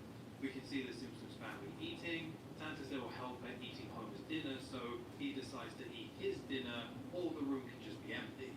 There's an animation with the Simpsons praying before they eat, and Bart complaining about eating sprout, but it only ever plays when you first enter the room, so you can only see it once per playthrough. If you enter the room and the room is empty, you can click on the painting to reveal a hidden safe in the wall, which has Homer's soul donut in it. I'm going to be very picky here and say I'm not a fan of this one. This is a reference to a Treehouse horror episode, so I don't think it makes sense to actually have it in the normal Simpsons home. It also doesn't match the show, as it's actually very well hidden, where the joke in the episode is that it's just sitting in the fridge and Homer only puts a few notes around it to protect it. Take these points as the rambling of a crazed Simpsons fan. Although you're an hour into a video about Virtual Springfield, overly picky ramblings about The Simpsons is likely why you're still here. Outside the dining room, we can see 4 random characters appear at the window, these being Krusty, Ralph, Sea Captain, and Mr. Burns, with Mr. Burns being one of my favourite clips in the entire game. Yes, everything is according to plan. Ooh, a few hundred people should hear about this. Mine is a world of unceasing misery. Time to head upstairs, and we start by looking at the hallway. Everything that happens in the hallway involves the bathroom, which is the door that's furthest away from you. You can click on the door to hear different members of the Simpsons family while they're in the bathroom, and you can even see Snake in there. Lisa can be seen trying to get Bart out of the bathroom, and you can also see Bart walk in on Lisa. We can't actually enter the bathroom, which leaves us 3 bedrooms to explore. The first door on the left is Lisa's room, who will directly greet the player as they enter. Lisa can be lying on her bed, playing her saxophone, or calling the Corey hotline. There's quite a lot of references to Bleeding Gums Murphy in this room, with the music sheet in the bottom left, and clicking on the mirror reveals a shrine to Bleeding Gums. On the desk we can find Lisa's report on whether Bart is dumber than a hamster, from the season 4 episode Dumplers. There's an audio diary where you can listen to Lisa talking about each day over the course of a week. The most interesting clip is her saying that she's still thinking about Mr. Bergstrom. In the right drawer of the desk, there's a note that shows us where the gerbil food is, and this note is something that goes into our collect menu. In the left drawer, there's some type of creature with glowing eyes. I don't understand this one. It doesn't seem like it's a reference, and if it's meant to be a joke, then how does it tie to Lisa in any way? You can click on the bookshelves where you have Lisa's purse, a collection of records, and a set of books. The books are strange as if you click on one of them, you'll see a certain book, but if you click on the same book again, it will change to something else. There's 10 books to click on, so 20 individual book covers to see. The records are a mix of more references to Bleeding Gums Murphy and Happy Little Elves records. The purse only has 3 items in it, which can be tricky to click on as it's unclear if an item can be clicked on or if clicking is just going to close the purse. I really don't understand what this monkey that spits coins is. Like the weird eyes in the drawer, it feels like they didn't have enough items related to Lisa to fill Lisa's room, so we get random things thrown in here. There's a non-threatening boys magazine to read, which with the quality of the artwork, makes most of them look quite old and creepy. The last zoom-in screen for Lisa's room is her closet, which has her clothes in it, including her outfit from the season 7 episode, Summer of 442. The rest of the closet is just Malibu Stacy toys. Let's head straight to Maggie's room on the right of the hallway. The room can be empty, or Maggie can be there, although it doesn't take her long to find a way to escape. You can click on the shelves to view Maggie's pacifier collection. I don't think any of these pacifiers come from the show though. Underneath her cot is the monkey paw from Treehouse of Horror 2. I quite like this reference, although as I didn't like Homer's Soul Donut, as it was from a Treehouse of Horror episode, sadly I can't like the monkey paw, otherwise I'll be a hypocrite, so I have to say it's bad. On the table is another book of photos to look at, all of these being centered on Maggie. Similar to the family photo book, we have different family members commenting on the different photos, which is just as nice here as it was in the other one. I've been talking about the Simpsons house for a long time, and while there is still more to look at, I want to say I think there's too much in this house. I did praise this aspect previously, and it makes sense that there'll be so much to see in the Simpsons home. It's just nothing really happens here. The gameplay of Virtual Springfield is pointing and clicking on things, with features like finding keys, the community cards and minigames helping to break up what you're doing. It means staying in one location for so long gets tiring. On my first playthrough of Virtual Springfield, I found myself getting worn out by spending so much time just in the Simpsons house. I was trying to be thorough to see everything, which doesn't help, but pacing-wise I think they went a bit overboard. It's fun going to a completely new location after exploring Springfield a bit more, and when that's removed, there's not enough to the game to enjoy staying in one place for so long. I didn't stop enjoying the game overall, I was still having a good time. It's just that the gameplay isn't strong enough to allow for so many screens and so many zoom-in screens in one location.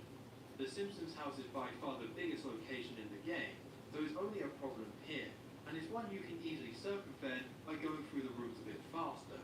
Cutting out some of the more pointless animations and zoom-in screens would have allowed for the Simpsons house to remain interesting throughout, and help it prevent it from becoming a bit dull. Anyway, we're going next to Bart's room, who, like Lisa, is lying on the bed and will greet us when we come in. Bart can be reading his comic on the bed, or he can hold out a small cup, which you can click on to give him a tip.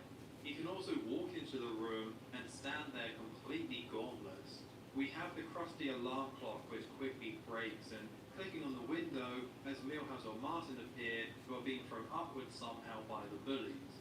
Bart will shoot his slingshot at the bullies, causing them to throw Milhouse or Martin directly out the window.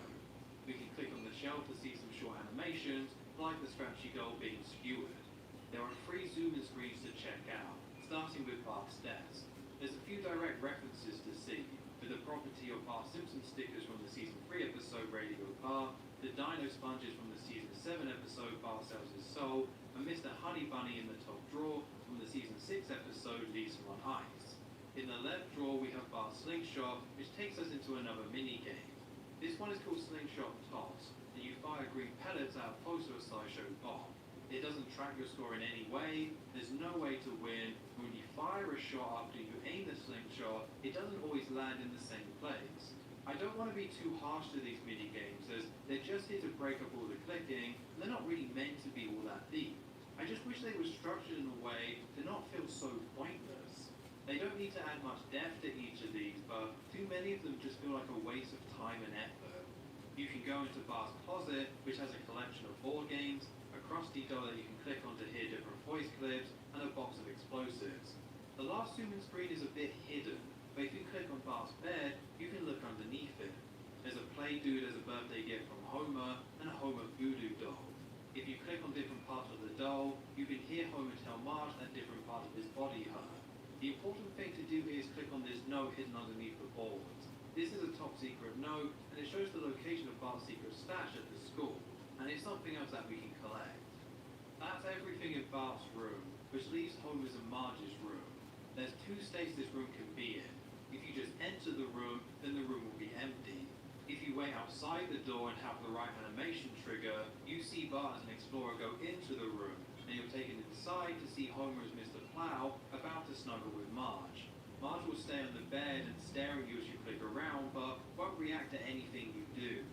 Clicking on the closet shows Homer's hat from the season 7 episode, Homer Palooza, Marge's smudged t-shirt from the season 5 episode, The Last Temptation of Homer, and a Timmy O'Toole t-shirt from the season 3 episode, Radio Bar. There's 2 zoom-in screens to see here. The chest of drawers is filled with references to Homer, and the mirror at the desk is filled with references to Marge. For the mirror and desk, we see a picture of Marge as a police officer from the season 6 episode, The Springfield Connection, the bowling ball from the season 1 episode, Life in the Fast Lane, and Marge's French perfume, also from Life in the Fast Lane. You can cue some of Marge's records, with the best being a Bobby Sherman record, which you can hear Lisa laughing at, just like in the show. There's the book Love in the Time of Scurvy, which you can also click on, or you can click on it through the mirror, which is a nice touch. On top of the drawers we have Homer's high school yearbook, with entries for Homer, Flanders, and Dr. Hibbert's wife for some reason. There's quite a few references here, with my favourite being the log sandwich hidden in the top left drawer, which is a reference to the season 4 episode, Selma's Choice. In the top right drawer, there's something with Butterfinger written on it, likely a reference to the Simpsons' ongoing role in Butterfinger's episodes. This is actually another note that we can collect. This time it's a riddle, which sounds like it will lead us to donuts in the nuclear power plant. To finish off the Simpsons home, we have the ensuite bathroom. The toilet itself has some magazines, and opening the top reveals a hidden duck ear and a skull. You can also click on the sink for Ray shampoo and toothpaste, just like in the season 6 episode, Bart vs. Australia. The Rays can have either shampoo or toothpaste winning, or it can end in a draw. Which is strange, as I thought the whole point of that episode was that one would always win due to the way the water spirals down. So that's all the rooms in the Simpsons house. It definitely gets a thumbs up for ensuring there was plenty to see and do in the most important location for the show, but I do think they went a bit overboard. I feel like this would have been better if they cut it down a bit. The backyard and treehouse don't offer much, and the ensuite bathroom didn't need to be there. The 2 minigames were very pointless and also could have been removed without losing much. Despite my complaining, there is a lot of great references and content here, so it remains a highlight of the game. It also deserves a lot of praise, as this was the first time we got a proper version of The Simpsons house to explore. It's great that they released an official product that shows the house properly, to finally see how it all connected and get this complete layout. We have other ways of seeing this house nowadays, but Virtual Springfield helped standardize the house, and it did it in a way that allowed people to explore it for themselves. Just like in the show, next door to The Simpsons is the Flanders house. You can view the Flanders house before going in, although there's nothing to see, nothing that you can click on, and no animations playing. It might be the only screen in the game where literally nothing happens. The only thing interesting about this screen is that in the top left corner, the scene is labelled as System OK. The text here normally describes the location you're currently looking at, but here it doesn't work. It seems like a bug, and if there's a bug with this, I wonder if that means if the scene is somewhat broken. So something was supposed to happen, but this scene doesn't load in properly as it wasn't correctly set up. There's only one room to explore, that being the recreation room in the basement. Flanders can walk in to greet the player, or you can find Todd and Rod sitting on the sofa. If Todd and Rod are there, you can click on them to have them sing songs, although with how awful the songs are, I would recommend leaving them be. On the table there's a family photo album which shows the Flanders family exploring the globe, while in the exact same pose in every location. There's multiple things you can zoom in on, with the Bible toys on the floor, a Pope Body's Nervit poster, a baptism kit, an exorcism kit, and Flanders' PhD. If you enter the room when Rod and Todd aren't there, you can click on the sofa, which reveals a hidden church behind the wall. This animation is a bit unique, as it's one of the few in the game that you can trigger while a different animation is already playing, as you can start it while Flanders is still talking. Clicking on the TV shows all the channels being logged out, apart from the Messiah Watch channel, where reporters around the world confirm they haven't seen the Messiah. There's the bookshelf and record collection to look at, which features different books and records that are all jokes about Flanders being Christian or being a goody two-shoes. At the back of the room there's a calendar to click on, with the picture for each month being a parody image of a different Bible story, with a surprisingly bloody version of David and Goliath. That leaves the bar to look at, which is actually another mini-game. This one is a little better than the ones in the Simpsons house. You have to aim and squirt holy water onto different objects to transform them, but you have to shake the bottle first to aim. Shaking it twice sprays the bottom row, and 3 times sprays the top shelf. You can spray Adam to have his rib fall out and make Eve, and you can spray the ashes of Uncle Louie to tip over the jar and have his ghost fly away. It's a pretty funny joke, although a bit of a missed opportunity to not have Grandma Flanders here instead of Uncle Louie. This minigame is better than some of the others, as each item's states change after you squirt it, making the goal to see how everything can be changed. Not too exciting, but at least it's worth playing to see what everything transforms into. With the Flanders house covered, it's time to head over to East Springfield. The map is divided into 2 sections, West and East Springfield, which are separated by a river. So far we've only explored West Springfield, so now we're headed across one of the 2 bridges to go to East Springfield. East Springfield is pretty big, although it's nowhere near as dense as West Springfield is. It's still full of iconic Springfield buildings, but there's only 5 locations that you can explore. The road layout is simpler, but there's more moments where you can see a road, but the game won't let you go down it. When you're in West Springfield, you need to check the map as there's lots of different roads and it's easy to go down the wrong one. In East Springfield, it's worth checking the map so you know what roads are even possible to use. As the last place we visited was the Flanders house, it was appropriate to go to the church next. The church has Reverend Lovejoy giving a boring sermon, and sometimes the collection plates pass around everyone in the crowd. Like a few other locations, there's very little to see here. No variations with the animation, and only a few voice clips that you can hear from each of the members of the Simpsons family. Clicking on the podium takes us to the only zoom-in screen of the church. We get another community card at the bottom, next to a Gabbing About God t-shirt from the Season 3 episode, Like Father, Like Clown. The Hush Fund has a photo of Homer and Flanders when they had to wear dresses and mow each other's lawns, from the Season 2 episode, Dead Putting Society, and there's a magazine called Ukrainian Erotica.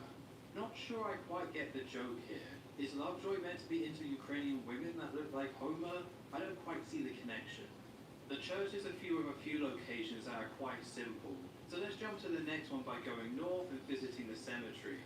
This is a bit unique, as when you enter the cemetery, Springfield goes from day to night to give it that spooky feel. There's only one thing we can click on with the telescope, but we can't click on it just yet. Outside of that, the only thing to do is to watch the different animations that play, most of them involving zombies. You can also see different zombie animals like zombie dogs, cats and mice. One of the animations sees Lionel Hutz trying to get the business of one of the zombies. I really love seeing Lionel Hutz in the game, with him being voiced by Phil Hartman. Virtual Springfield features all the voice actors from the show, and when I say all, pretty much everyone returned for this game. There's plenty of Simpsons games that feature the actual voice actors, to the point where it's easy to take it for granted, but Virtual Springfield still takes this a step further. we have 11 credited voice actors, including Phil Hartman as a special guest. We have Maggie Roswell here as well, the voice of Maud Flanders and Helen Lovejoy, as this was just before she temporarily left the show and Maud was killed off. It means we get a ridiculous amount of characters, and they're all voiced by their original voice actors. The credits is oddly missing Patricia Wallace, who voices Edna Krabappel. Edna Krabappel is in the game, and I believe it's her actual voice, just she isn't listed in the credits. Hey, it's an extra $100 a month. The only main recurring characters that are really missing here are Fat Pony and Lunch Lady Doris. Despite this, we have 12 voice actors in Virtual Springfield, a record that The Simpsons game wasn't able to match, and sadly this record will never be beaten due to several of the voice actors passing away. If you need one reason to play Virtual Springfield as a Simpsons fan, it's to experience all the voice actors together in one unified game. The only media outside the show that matches Virtual Springfield is The Simpsons movie, which unfortunately wasn't able to include Phil Hartman as it was made after his passing. Across the street from the cemetery is the retirement castle. It's another single-screen location, with it taking place in Grandpa's room. The room can be empty, Grandpa can be reading his newspaper, which Jasper steals, or Grandpa can be writing an angry letter on a typewriter, which Jasper also steals. You can also see Hans Molman get knocked over and rolled on by someone in a wheelchair, and Death checking in from the mirror. There's a photo which changes every time you click on it. There's 2 images of Grandpa's wedding, and 2 images of Mr. Burns stealing Marge's mum from Grandpa, from the season 5 episode, Lady Bouvier's Lover. There are 3 drawers to go through, with the top one having the Stonecutter's underwear and Jamaican jerky. The middle drawer has Grandpa's wallet, with nice callbacks to the season 6 episode, Over the Grates. The bottom drawer is locked, so we'll have to come back to see what's in it. The other things in this room are the list on the table from the season 7 episode, Raging Abe Simpson and his grumbling grandson in the Curse of the Flying Hellfish, and a few magazines with jokes about old people. Let's not waste any time and head north to our next location, the Springfield Gorge. It's our 4th location in a row that mostly takes place on a single screen. The references here are largely from the season 2 episode, Bart and the Daredevil, like seeing Bart jump across the gorge on his skateboard, and you can see Lars Murdoch try it as well, only to miss and have his bike explode. Oddly, you never see Homer try and jump the gorge. I thought that Homer falling down the cliff was one of the most famous parts of the show during the 90s, yet there's no reference to it here.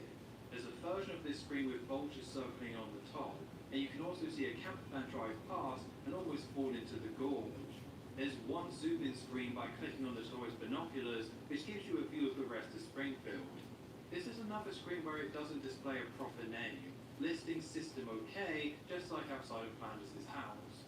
It's quite a cool view to look at. It's not 3D, but it's a 2D image of the 3D version of Springfield that's in the game. It's nice to get a more complete view of the entire town. We've gone through 4 locations quite quickly, and I will say, picking up the pace was very much needed after how long the Simpsons house was. As we still don't have what we need to enter the Stonecutter's temple, that leaves us with only one location, that being Krusty Lou Studios. At the start of the game, you can explore Krusty Lou Studios, but you won't be able to enter Krusty's office. Luckily for us, we already found the key for the office hidden in the town hall, so we can see everything that Krusty Lou Studios has to offer straight away. Before going anywhere, we have the hallway, and if we click on the labor laws poster, we can find another community card. Nothing else to see here, only the secretary who only ever works on her nails.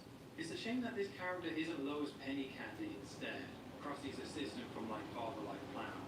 I always thought she was a character that deserved to be in the show a bit more.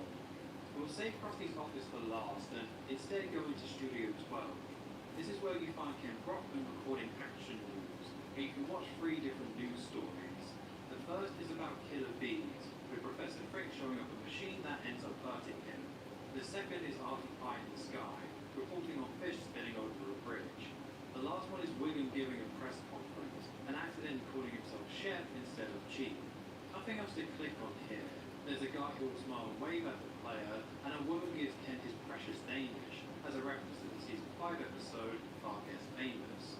The next room is the control room, where we have several screens displaying different TV shows being recorded. There's another community card you can find in the clipboard on the left. Clicking on the left shelf gives us a collection of videos, and we can watch 3 of them. The first is a set of clips showing people getting hurt on the Krusty the Clown show. The second is auditions for slideshow bottle replacements. There's a variety of Simpsons characters auditioning by getting drenched with a bucket of water. The last one is new anchor auditions, with different characters trying out, including Lionel Hutz, who looks a little bit creepy. There are buttons in this room labeled 1, 2, 3 and a question mark, which I couldn't find a purpose for. They don't seem to be connected to anything. If anyone does know what these do, then please do let me know. At the end of the hallway is Studio 14, where the Krusty the Clown show is being recorded. You first see Krusty introducing an Itchy and Scratchy cartoon, which you actually get to watch. Following that, Krusty tries to remote his kids magazine, only to show off New People magazine, so he rushes back to another cartoon. It's Itchy and Scratchy again, but it isn't a repeat of the one before, it's a separate episode. You can also see Krusty going around the loop-de-loop, and Mr. Teeny rides his unicycle across a road. Before you leave the set, you can choose to burn Slideshow Mel with acid if that's something you're into. Before going into Krusty's office, it's worth saying that Krusty Luke's studio is one of the best locations to explore in the game. It steps back from the point-and-click gameplay with less things to click on and less zoom-in screens, and allows you to just watch and enjoy the different short clips that they created. It's a TV studio, so appropriately, you're able to watch a variety of short films, and it's some of the best animation in the game. It's impressive to see 2 brand new and original Itchy and Scratchy cartoons that feel like genuine episodes that you would see in The Simpsons itself. Sticking with just showing videos allows for extra cameos from characters you don't see elsewhere, like Cletus, and you end up seeing a lot of different characters all in the same location. Virtual Springfield is a game that walks the line between an interactive experience and a game, and I think Krusty Luke Studios presents the case for leaning harder into being an interactive experience. Do not worry about gameplay and having to click on everything, and instead just let the players sit back and soak in all the original Simpsons content. We have one last room to check out, and that's Krusty's office. This is similar to the rest of the game, where we have Krusty at his desk, and we can explore everything in the room. Slideshow Mel can cartwheel in, and Krusty can either crush him with a 2-ton weight or shoot him with a mini cannon. Mr. Teeny can also be seen on the sofa, smoking a cigar, with the smoke turning into different Krusty sidekicks. All along the walls are movie posters you can view, each of them featuring Krusty the Clown. You can zoom in on Krusty's desk and check out a few of the drawers. In the top left drawer is a book of memories, which shows a collection of photos of Krusty with different celebrities. There's a photo of Krusty with Bette Midler from the season 4 episode Krusty Gets Cancelled, and it's surprising to see a celebrity who was a guest star in the show also appear in one of the games. Mr. Teeny can also blow smoke into the form of Luke Perry from that same episode. Virtual Springfield might be the only game where we see celebrity guest stars from the show make an appearance. One to keep an eye out for as we go through the future Simpsons games. Not too much else to see. There's Krusty's stock portfolio, a drawer full of balls we can't look at, and a business card for one Tony Kneecap Grillo. We have gone over all the locations that are available to us and experienced the majority of the content in the game. There's no official endpoint to Virtual Springfield, so at this stage you could argue that we've beaten the game. We haven't seen everything though, so it's the equivalent of playing the game on easy and skipping the side content. Of course I didn't talk your ear off for an hour and 30 minutes, only to stop before we saw everything there is. There are 3 goals we have left to complete. The first is to use the items we found to access everything that was locked. The second is to find a way into the Stonecutter's temple, and the third is to find all the community cards in the game. We already used an item that we found to unlock a new area, with the Krusty key getting us into Krusty's office. So let's see if we can find a use for the other items in our collect menu. We have 2 notes that show locations at the school, and there was a few things at the school that we couldn't do anything with previously, so let's head over to the school to see what we can find. The first note was from under Bart's bed in the Simpsons house, and it pointed to Bart's locker, which now allows us to open the locker in the hallway. This is how items work in Virtual Springfield. You can find a literal key that allows you to unlock something that was locked before, or you can find an item that you don't directly use. Instead, you're supposed to now have extra knowledge, which allows you to interact with something that you couldn't before. It would have been nice to have to have used the item in some way, to make it a bit more satisfying. As you don't have to directly use the item, it also means that you might find an item that gives you access to something, but because you don't have to directly use it, you might not even realize you've unlocked something new. Anyway, in Bart's locker we have a photo of Bart and Satan Flanders, which is interesting as in the power plant we saw the old design for Satan, rather than it being Flanders. Also in the locker, Bart has different items for pranks and an adult pack of cards. On the back of the locker door is another note, and it says, "Don't forget to check Grandpa's bottom drawer." The note is the main thing you want from the locker, so we can now leave, although not before checking out the other locker where we can find Ralph stuffed into it. The next note we have talks about feeding Super Dude in Miss Cooper's classroom. We still can't interact with Super Dude, but the note says that the hamster food is in the bottom drawer of Miss Cooper's desk, so this now allows us to open the drawer of her desk and get the food. With the food, we unlock a new zoom-in screen to check out Super Dude. Not too much to see here, unfortunately. There's a few animations that Super Dude can do, including you feeding him. If you open up the drawer, there's a hidden community card in the bag, which has a white version of blue, which is unsettling. There's nothing else to do here with, let's call it a quest. You find the note in Lisa's room, you find the food, and you can look at Super Dude now. There's a few of these what I'm going to call quests, and they're hit and miss. We've just wrapped up the Super Dude quest, and we're in the middle of another quest with the note that we found in Bart's locker. The Super Dude one is a bit weak. It's nice to find items to then allow us to see something new, but seeing a hamster doesn't feel like much of a reward. At least there was a community card here though. That's the two notes sorted, but there's still one more thing to check out at the school. All the way back at Moe's, we found a key labeled Spanky, and this key allows us to enter Principal Skinner's office. I really like that the key was labeled Spanky. It rewards people who really know the show and will get this reference straight away, so we'll head straight to the school to use it. If you don't get the reference, you can either remember that you saw a locked door in the school and try it anyway, or you'll naturally have to come back to the school as there's two separate notes that require you to go there again. Even for a game with as little gameplay as Virtual Springfield, that's surprisingly nice design. Going into the office, Skinner can be in there or the office can be empty. If Skinner is present, you can see a few different interactions with groundskeeper Willie and Skinner making some unreasonable requests of him. Also when Skinner is at his desk, you can check out his voicemails. There's messages from the superintendent, Agnes, Nelson, and a character that isn't from the show, that being Edna's therapist. Hello, this is Miss Melancholic's psychiatrist. Would you please keep her away from, Bart Simpson today? I can't say for sure who's providing the voice of Edna's therapist. I would guess Dan Castellaneta. You can view the B. Sharps record on the wall with the Board of Education underneath. You can click on the student records with 4 drawers, and one of these is dedicated to Bart. We have 20 last names here, and the origins of some of these is unclear. We have 8 names which are clear references to the different kids from the show, like Muntz and Wiggum. One of the names is Morales, which is likely a nod to Art Morales, who is credited for art direction for Virtual Springfield.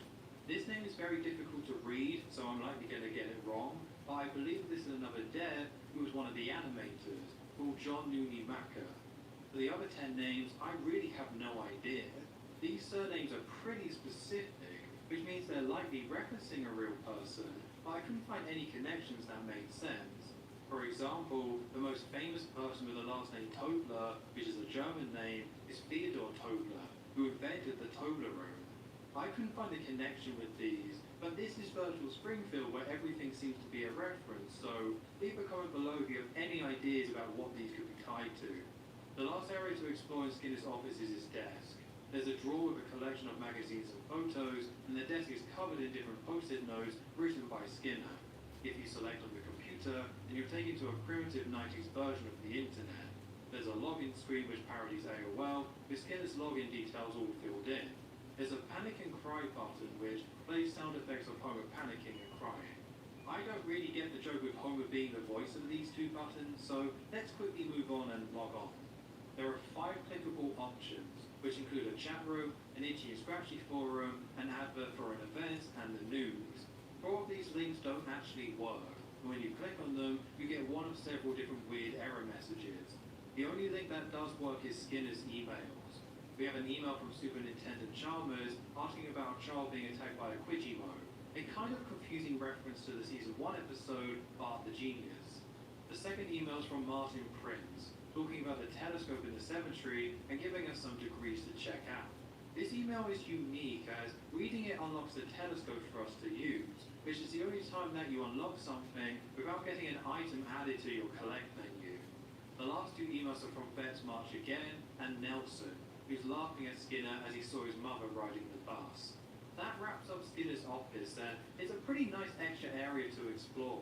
Like most areas in the game, it's full of different references, and with Skinner being one of the most notable side characters in the show, it makes sense to have an unlockable section be focused on just him. We have 3 places we can go. There's the note about donuts, the new note about Grandpa's drawer, and we saw Martin's email about the cemetery. As the cemetery and retirement home are next to each other, let's head back to East Springfield first.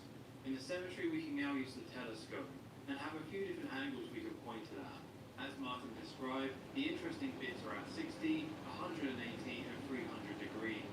60 degrees has the big butt Skinner balloon, and 80 degrees has a comet, both references to the season 6 episode, Bart's Comet. If we go 300 degrees, we see this.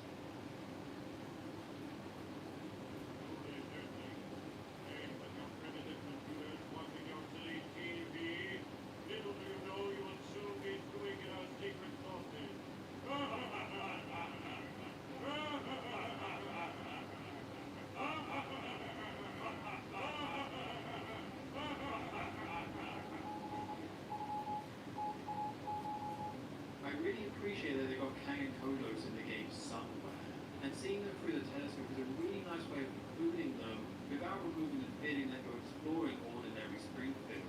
Definitely worth going out the way to unlock the telescope to see this one. Let's go across the road and check out the drawer in Grandpa's room. In the drawer we find a stonecutter's ring that we can pick up. If you remember from before, we couldn't enter the stonecutter's temple as we didn't have the sacred ring, and now we do. This is pretty exciting, so let's head straight to the Stonecutter's Temple to explore the final location of the game. Heading back to the Stonecutter's Temple, we can head in and are taken to the main hall. All the Stonecutter's members are drinking and eating in a way that you see from the episode that this all comes from, that being the season 6 episode, Home of the Great. They pretty faithfully recreate that scene with the different characters at the table. They didn't copy it one-to-one, but we have all the Springfield characters who are Stonecutters here, and the alien. I was confused at first at who this white character was, until I rewatched the episode and realized it was the egg that Homer chases, who then turns out to be a member of the Stonecutters. When you enter, Homer will sing the song We Do in its entirety. Who controls the British crown? Who keeps the metric system down? We do. We do.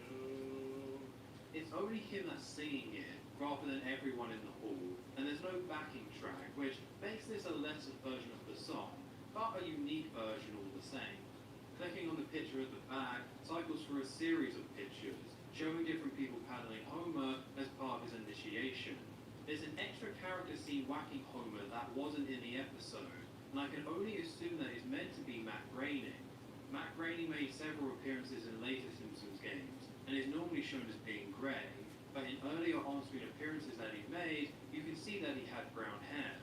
This version doesn't match his design from the later games, but if you look at the very brief cameo of him in the season 5 episode, The Boy Who Knew Too Much, that cameo is much closer to the design seen in this game. Oddly, I couldn't find anyone referencing this cameo. If you go to the Simpsons wiki, there's a list of appearances by Matt Groening, and Virtual Springfield is missing from the list. I might just be wrong here, but I'm pretty sure it's meant to be Matt Groening. Clicking on the stage takes us to the only zoom-in screen for the Stonecutter's Temple. There's a green book on the right, which talks about possessing the Flanders children, and we can pick up the book for our collect menu. Underneath the stage is another community card that we can pick up. The poster on the right tells us to light the candle to hear the wisdom of the chosen one, and clicking on the candle has Homer open the door and give some advice. There's only 2 lines of dialogues for this, and neither of them are that funny, to be honest. Clicking on the podium takes us behind it, and there's a box with a key inside to collect. The key is engraved C and B, which should be very easy for any Simpsons fan to figure out what CMB stands for. This key is the last item in the game that we can collect, and despite the simplicity of the item system, it's pretty satisfying finally collecting everything and filling every spot on this screen. And that's everything in the Stonecutter's Temple. For the only location that takes several steps to gain access, it's hard not to be a bit disappointed. There's really not enough here to see.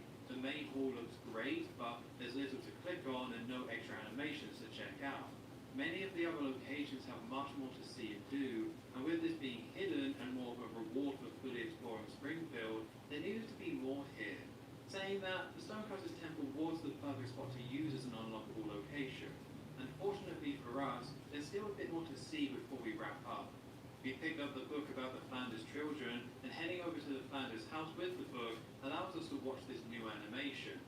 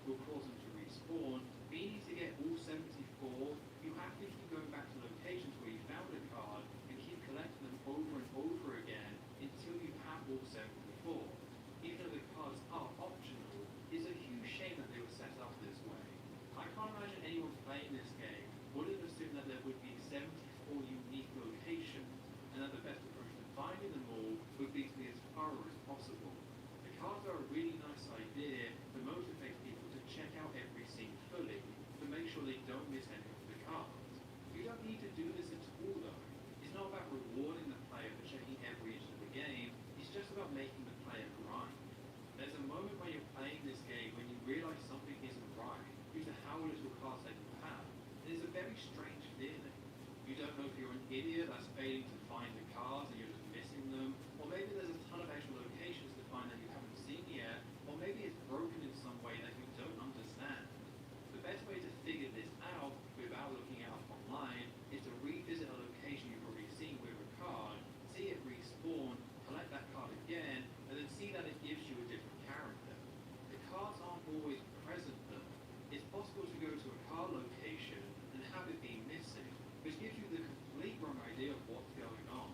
In a game with limited gameplay, removing the hunting aspect of the cards feels like a big misstep, and it would have been much more enjoyable to have fixed locations, so you feel like you've earned all the cards and proven that you've seen everything in the game. For those who still want all the cards, there is an easy method to do it. In Krusty Loot Studios, there's a card hidden behind the poster, and there's one in the control room. These rooms are connected to each other, so you can keep going back and forth between them, and the cards will keep respawning. It's pretty lame and not that fun, but with enough patience, you can get all the cards using this method. It took me just under 15 minutes of going back and forth to get all 74 cards. Once you get the 74th card, new cards stop spawning in, and checking your card collection reveals a bonus 75th card. This card tells you to check out the website foxinteractive.com/print. Unfortunately, this website no longer exists, but there is an incomplete version we can look at by using the Wayback Machine. This version doesn't have any of the images archived, which means big chunks are completely missing. This website allows you to purchase 4 items. There's a dollar price for each, but you don't actually have to spend any money. There's a reference here to Copper Global Hyper Mega Net, which comes from the season 9 episode Das Bus. It's an interesting reference as Virtual Springfield came out in September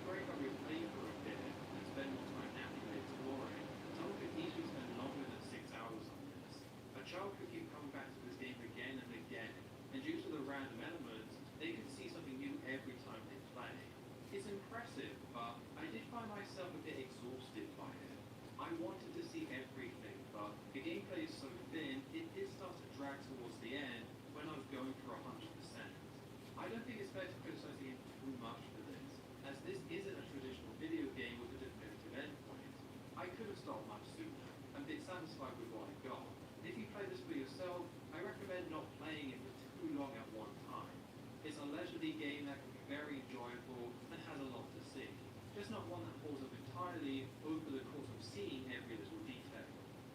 So that's Virtual Springfield, a game unlike any other Simpsons game.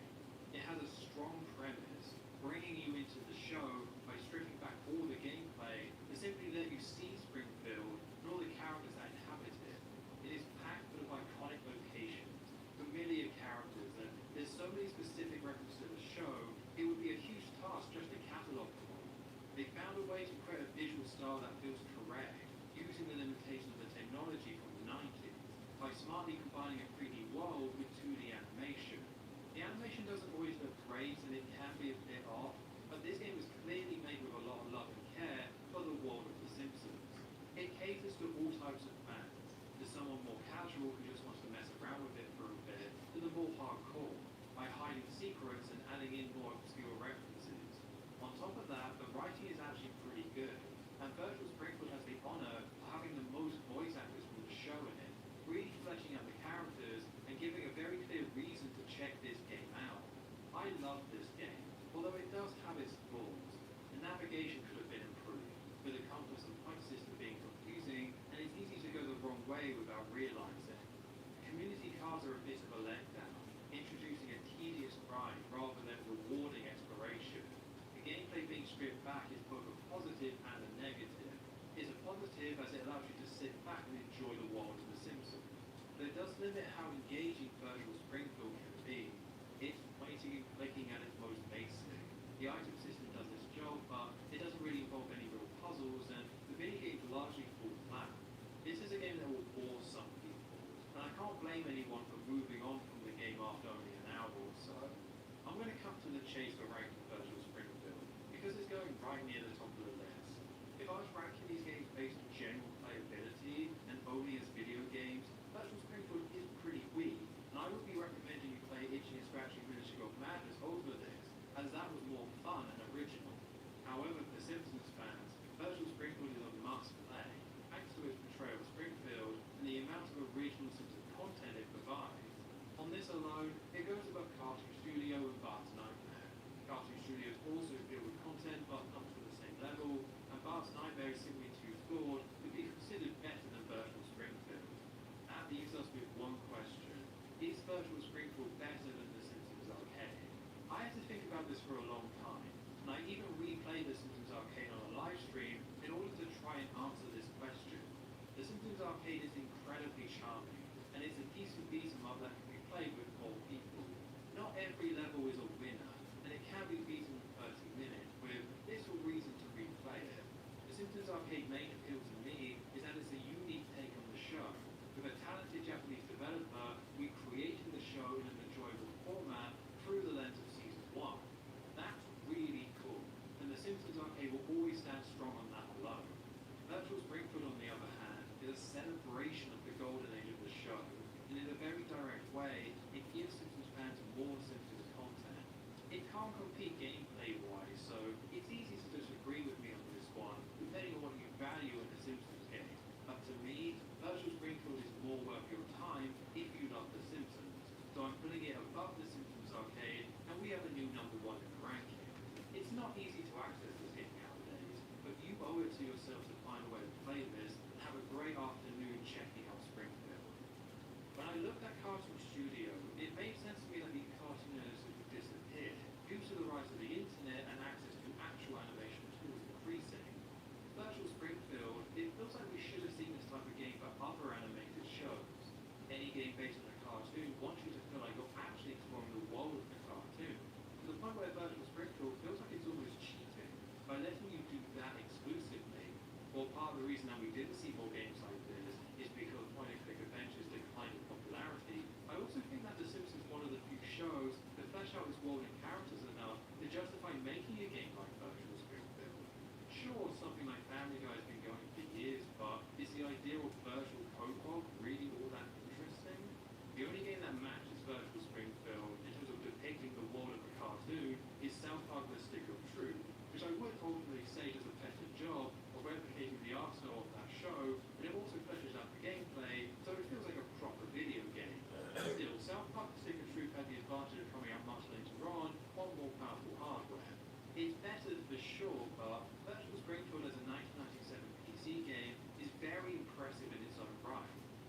the passion for Simpsons games that a developer is allowed to have when a claim isn't involved.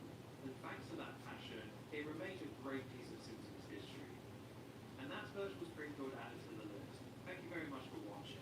If you enjoyed this look at Virtual Springfield, please consider giving this video a like or leaving a comment below. I'll see you next time for the Simpsons Bowling. It's strange there was a Simpsons Bowling game, but after covering a cartoon editor, a Jack and the Beanstalk parody, and 2 games based on Itchy and Scratchy, nothing really surprises me more with this franchise.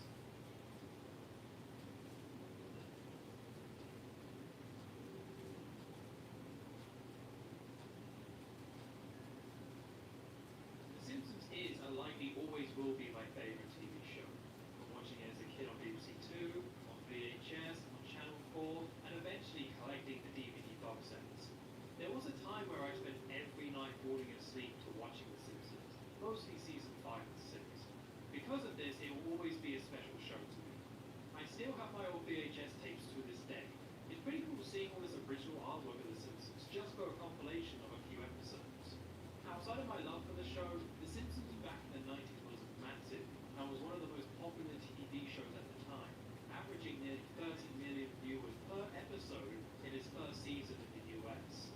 With any successful franchise, they always cross over into other forms of entertainment, and that was no different for The Simpsons and video games. With the 90s being the peak of Simpsons popularity and it being cheaper and easier to release games compared to today's AAA market, developers were not shy about putting out a lot of Simpsons games.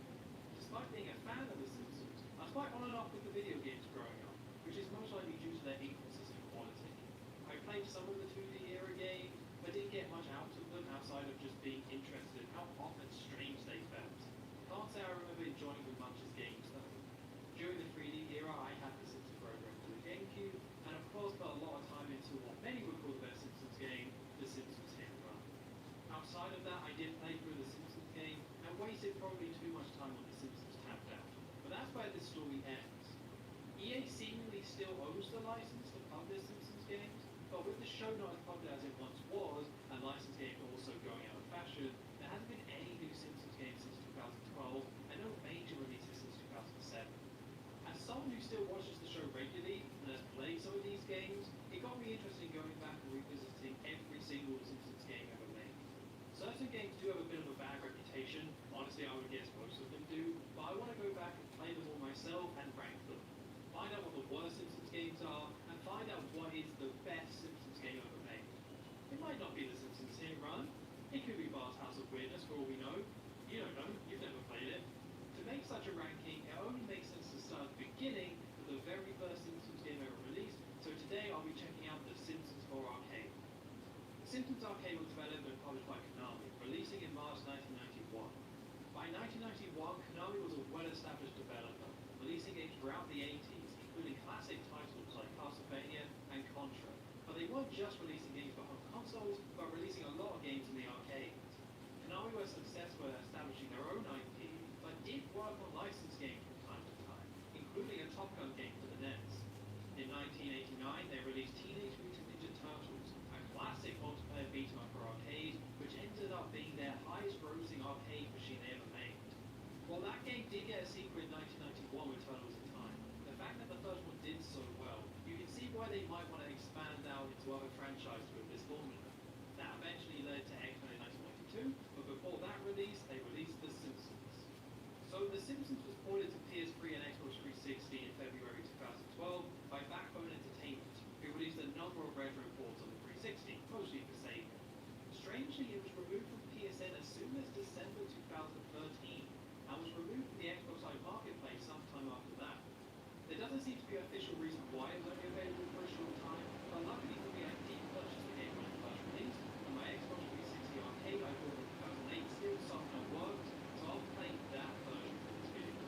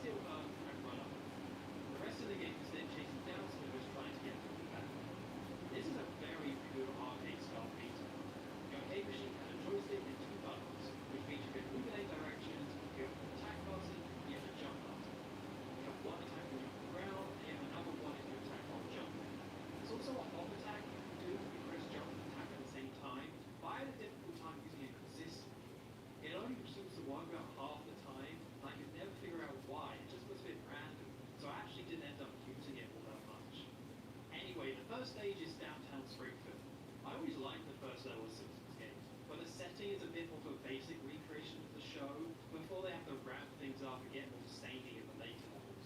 It gives a bit more of a day-in-the-life feel of The Simpsons, which feels close to the show. With this being a game based on Season 1, there's references, but they didn't really have much to reference. As an example, nowadays there's tons of shops you could use from the show, but for this level the main one is Noisland Arcade, and they even ended up using the pet shop from the original Season 1 opening. The enemies are also not from the show, you're just fighting random dudes who I believe are original characters from the game. Add to that things like Principal Skinner is here and just wearing a brown jacket rather than his iconic blue suit, and it gives this game almost a bootleg vibe, but I mean that in the best way possible. It still has the feeling of the show, but the developers had to create original assets in order to capture that because they didn't have enough to go on, and it's cool how they were able to achieve that feeling with so little. Speaking of bootleg, there's a boss at the end of every stage, with the first one being a large wrestler. Don't expect any of these bosses to make sense. The goal here is to chase villains down, but they throw whatever characters they can regardless of whether it makes sense or not. I didn't use much strategy for beating this boss. It appears if you want to do it properly, you have to dodge his attacks, wait for his trousers to fall down, and then go in for the kill. But as it's just the first stage and the first boss, I just attacked it. After enough hits, he goes down, opens some very weird looking guards, and we go back to chasing Smithers as he gets away in a crossing balloon. This is when you reach the first bonus stage, which has you mash buttons as fast as you can to try and blow up your balloon against a load of random AIs. The balloon being the head of the character that you're playing as, which you're going to use to chase after Smithers. It's creepy, but at least it's not as creepy as the Valse Mason stage parade balloon. I don't know how a giant version of this flying through the air did not give kids nightmares. So after blowing up your balloon, you take that to the next stage, Krusty Land. Even in the first stage, this game did have a bit of a strange vibe, but Krusty Land is where it really starts to commit to the strangeness. It starts off with you fighting Krusty the Clown, only it's not him, but a guy dressed as him. There's a creepy, Kearney-looking baby in the background, which is horrible. You fight middle-aged men in spinning teacups. There's a large pink gorilla that looks like Homer that can punch you, and eventually you end up fighting a load of large white bunnies. The bunnies are references to Matt Groening's comic, Life is Hell. Actually, while we're here, we might as well start a Life is Hell reference counter. I have a feeling we're going to be seeing the dragons a lot as we crack these games. All this weirdness builds up to the boss of the stage, a giant crusty ball with arms. With this being an arcade game, you just kind of roll with a lot of this weirdness, but don't worry, it's going to get stranger. After defeating the crusty ball, it smashes into the ground, causing you and Smithers to fall into a cemetery for some reason. You're straight back to beating people up, only this time you're fighting a lot of zombies. Zombies do have different moves. They try and leap over you, but it doesn't really change the way you fight them. You go up to them and you mash buttons. Each stage does introduce a new enemy type, but really most of the gameplay just comes down to mashing buttons. I was playing in free play mode as available as part of 364, which means I had unlimited lives and continues, and the gameplay resulted in mashing buttons, eventually die, respawn, mash more buttons, repeat. I wouldn't say it's a bad time playing this. There's enough charm to the game to carry you through it, but this is an arcade beat 'em up through and through. It's simple enough for anyone to play and have a go, but it's designed for you to put a lot of waters into it in order to actually beat it. I didn't grow up with many beat 'em ups. Streets of Rage 2 is the main one I played on the Mega Drive when I was younger, so the nostalgia for this genre really isn't there for me. Doesn't mean I dislike them, but they can sometimes feel too mindless to play when going back and checking them out. Fighting a lot of enemies can be cool though, and the game moves at a fast pace, which is good, but that loop of mashing, respawn, can get a bit tiring. It doesn't help that this game suffers from the same problem as a lot of beat 'em ups, and as you go and attack an enemy, but just miss because you weren't quite on the same plane as them. It's not a deal breaker, but this sort of thing can break the flow of gameplay. And when you're just trying to hit a certain enemy and you're missing when you're a little bit off, it's not great. Anyway, you get to the end of the cemetery only to find Krusty's grave for some reason. Actually, with his pacemaker lifestyle, maybe it's not that shocking that this happened. A load of ghosts in chains then show up, forcing you to jump into it. This sends you down into a metal elevator shaft, and after reaching the bottom, you find the entrance to the bones of the zombies.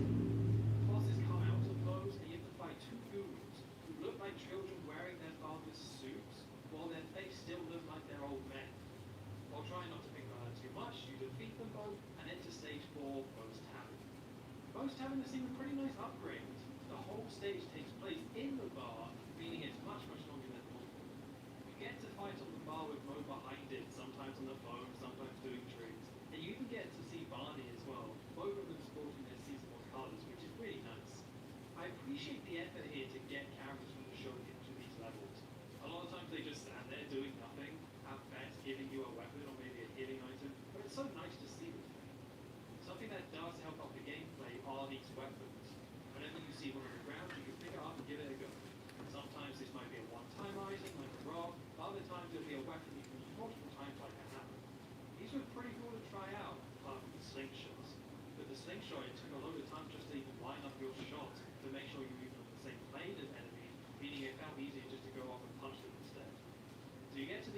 demos, you find what I assume is an original character, but it looks like a lanky, drugged-out version of Kearney. What's up with all these Kearney references? Why was he the main character that they based original characters off? It's so odd. Beating here reveals a secret lift that takes you up into the Springfields Highlands, where a bear chased us away, causing him to throw Maggie into a river and run off. This whole stage is based on Call of the Simpsons, the episode where Homer buys an RV and they all get lost in the wilderness, which is a terrible episode if you ask me. It's a decent stage. I like the Bigfoots. Big feet? Bigfoots? Big feet? Bigfoots. Yeah. I like the Bigfoots that have the same moveset as Homer. That's a nice touch. And you can also use Blinky the fish as a weapon. Wait, Blinky? I thought he first appeared in season 2 where Burns spacked him out. Oh no, there he is in the 3rd episode, Homer's Odyssey. Neat. Back to the game. I complained a bit about the gameplay before, largely with it being a basic beat-em up suited as arcade design. But people enjoy this game overall, right? So why is that? Well, in part it's likely due to the multiplayer. When you start the game, you get to pick between 4 different characters: Homer, Bart, Lisa, and Marge. They all largely control the same, although they do technically have different attacks. Like while Homer may attack with his fist, Marge attacks with a Hoover, Bart with a skateboard, and Lisa with a skipping rope. It's pretty fun messing around with different characters and using their moves, but the best part about this is that you can play 4-player co-op with each person playing with a different member of the Simpsons family. That in itself is a great hook, and it's impressive that the first Simpsons game ever made allows you to properly play as the 4 main characters. The more basic gameplay makes more sense in this situation, when you have 4 players frantically attacking all the different enemies on the screen. You also get combo moves, where 2 characters can link up and do an attack across the screen that knocks out multiple enemies, with different moves coming out depending on the 2 characters working together. You activate these by standing next to another player for a second, which means you can activate it accidentally, and there's also no real cooldown. So you can just do them over and over and over again if you want. Normally I would complain about this, as it seems to be broken, but it's all part of the chaos that is multiplayer. The cutscenes in the game also change depending on what character you play as. That only shows the character you and your friends are using, which is a really cool detail. Sadly for me, I mostly played this by myself in this video, but I did play this multiplayer when the 364 first came out, as you could play online, and it was definitely really fun. Multiplayer is the way to play in this game, but unfortunately that's easier said than done, considering it's difficult to even find a legal way to play this game nowadays. So you get to the end of Springfield Highlands and fight a bear. It felt a bit weird fighting and punching a bear, but don't worry, it's not animal cruelty, because once you beat him, it's revealed that it's a random human in costume. Hard to say whether he was hired to dress up as a bear and ambush the Simpsons, or if this is just a random man who lives in a cave and likes to roleplay as a bear. Moving on from this strange man, you fall down a cliff while trying to get Maggie back and land on your head, causing you to be knocked out and enter stage 6 of Dreamland. Although season 1 has a lot of dream sequences, this one goes for a more standard dream setting, so it's actually closer to a cartoon version of heaven than a proper dream. I say standard, but we still have hostile versions of things related to each of the main characters, like donuts and flying saxophones. I guess they didn't have anything for Marge though, so instead they just have Marge heads coming out of the ground and attacking you. You get to the end of the stage and the boss is a giant bowling ball, which seems odd at first, but seeing how a bowling ball was the cause of Homer's and Marge's fight in Live in the Fast Lane, almost causing Marge to have an affair, it kind of fits. So far the enemies have been okay to deal with in that mindless fun kind of way, but this is the first enemy in the game that wasn't really that fun to fight. As we are approaching the end of the game, the enemies and the bosses start to become bigger damage sponges, and that starts with this boss. The bowling ball has multiple phases with different attacks, but these are really hard to dodge, and each phase just takes way too many hits to complete. It feels a bit too drawn out to be fun. Still, this level of boss is quite bizarre, so on a first playthrough, this is unlikely to really work. You beat the bowling ball and get to the second and final bonus stage, but once again your magic colors, but this time to wake up the characters. So let's start and take us to the proper stage, chapter 6. As mentioned before, the devs didn't have much to go on in terms of this tutorial, so they picked locations where it would make sense to have these locations, but it still allowed them to mix things up. Hence why we were just in Dreamland, and Channel 6 is largely here as an excuse to have a Japanese ninja beat section. At the beginning you walk past a computer center, but that isn't Ken Brockman, and it's instead just a more generic guy. Ken Brockman did appear in season 1, because he gets busted, the episode that also gave us the one with Touch Bob, and Touch Bob does appear in this game, so Ken did exist at the time.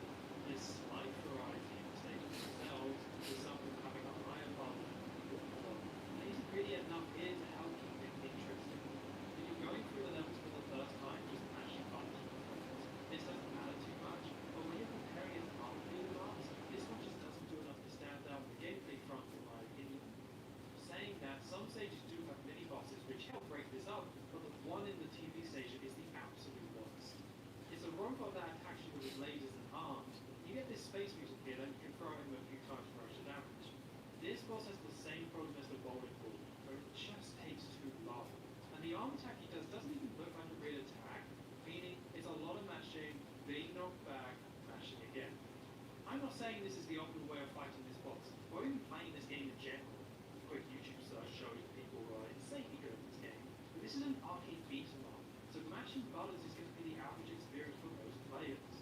You get to the end of the stage, and it's a fight against a samurai who is oddly passive and easy, then we're off to the final stage, the nuclear power plant. This stage is just the final two boss fights, starting with the man we've been chasing the whole time, Waylon Smithers. This game does feature the official voice cast from the Simpsons family, which is really cool, but they didn't get Harry Shearer in to do the voices of Smithers or Mr. Burns, and whoever did them instead I don't think ever watched the show. The Smithers fight isn't bad. He's got a coat full of bombs and he throws at you, but he also drops some bombs on the ground that you can pick up and throw back at him.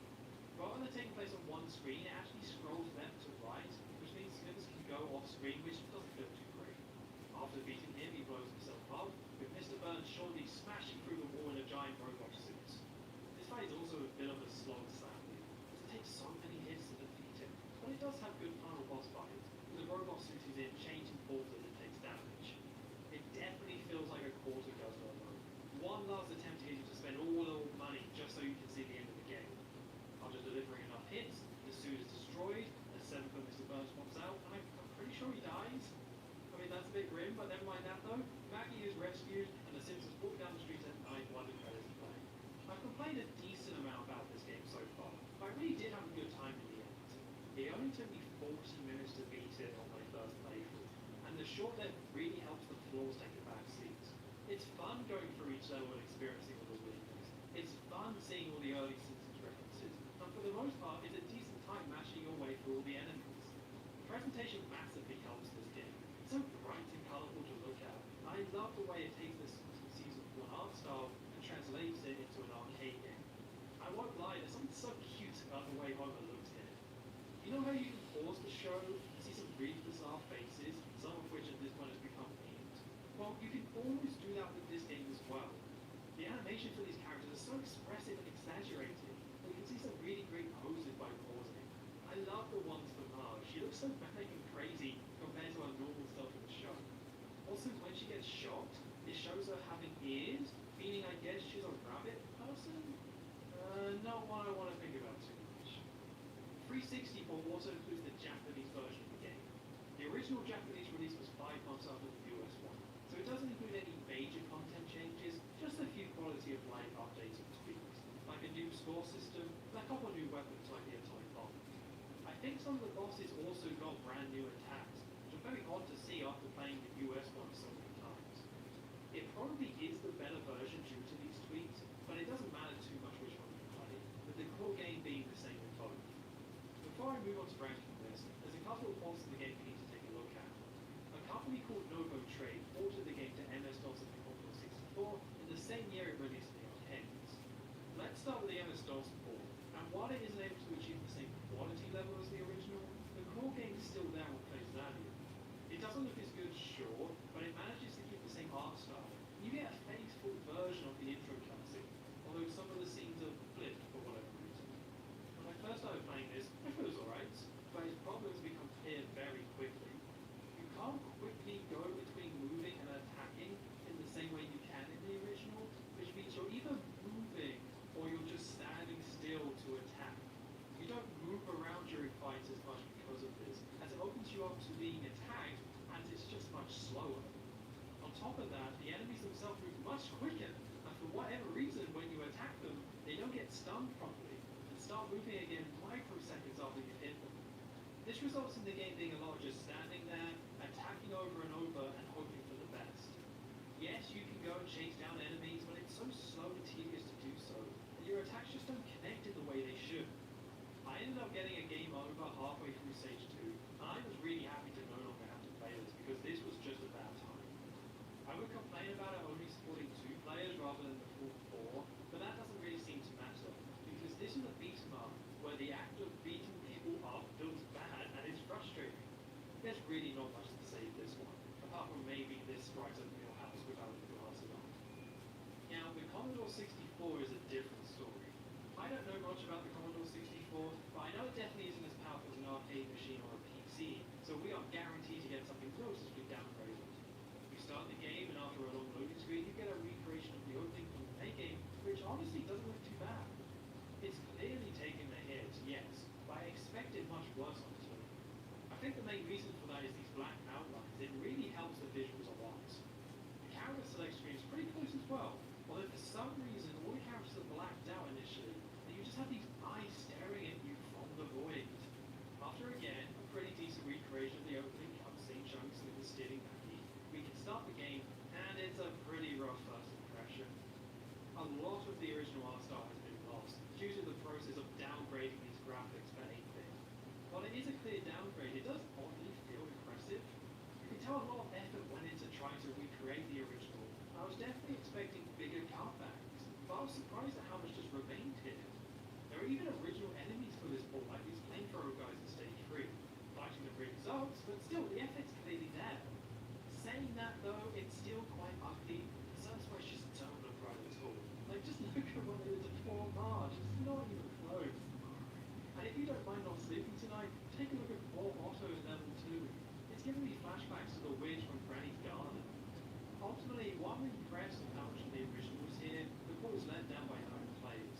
You can attack enemies, jump, and do a jump attack as before, but as this is the Commodore 64, it only had one button, which means you press the button to attack, and have to hold the button to jump, which took me far too long to figure out. Having to hold the button to jump means it takes longer to jump and also do a jump attack, meaning I found myself defaulting to attacking normally rather than messing around trying to get the jump to work. It doesn't help that enemies can interrupt your jump quite easily as well, making it riskier to do. Like the MS-DOS ports, the transition between attacking and moving is very slow, reducing the gameplay down to just going up to enemies and punching them, which takes a basic game and makes it even more basic and slow. Unlike the MS-DOS version though, you can actually hit enemies, and they don't move all over the screen. So while yes, this is slow and stiff, you can actually beat enemies and progress.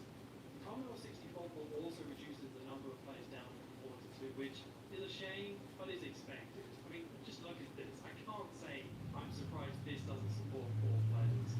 You get the option when you boot up the game to enable unlimited lives, which I did. So I did beat the game and can confirm it's all here. My finger got pretty tired mashing the same button over and over again, especially in the last few stages when enemies are more spongy, but every stage is hit.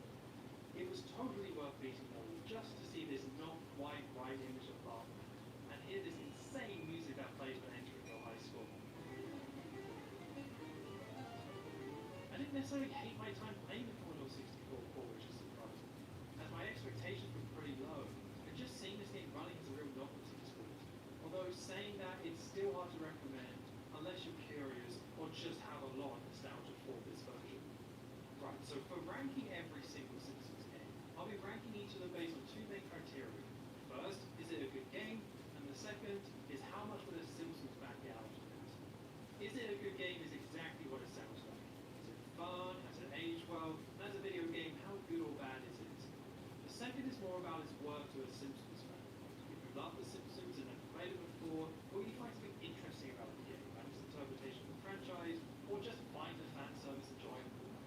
This means that this ranking will be more for Simpsons fans like myself, rather than solely about the quality of each game. So, The Simpsons for Arcade. Is it a good game? For the most part, I would say yes. It's very easy to pick up and play, and it's easy to enjoy, especially if you can find other people to play with. The presentation really lifts the game up, and its short length benefits it, allowing you to have fun for an hour or so without it outstaying its welcome. Outside of that, unfortunately, I do think it falls short in a few areas. It has the usual trappings of beat 'em ups of the time, with repetitive gameplay and quite a frustrating core route. And when compared to the best of the genre, the variety just isn't there. Now that doesn't make it bad, it's still pretty good, but as a game, you're probably better off playing something like Turtles in Time or Streets of Rage. On to the second point, for a Simpsons fan, this is absolutely worth playing. I love the graphics, and it captures the show in a unique way that I don't think you'll find anywhere else. A very video game version of Season 1. It's cool seeing all the Season 1 references. I didn't even mention things like Howard poking his head out the arcade in level 1, which is a reference I didn't even capture my level. Overall, I do think this is a good game, but I think the fact that it's simple to find and make games makes people think a bit more fun with it, and it's been given almost full status because of its scarcity. Having it available in arcade at launch, only to have it disappear and then come back 20 years later, just for it to disappear in less than 2 years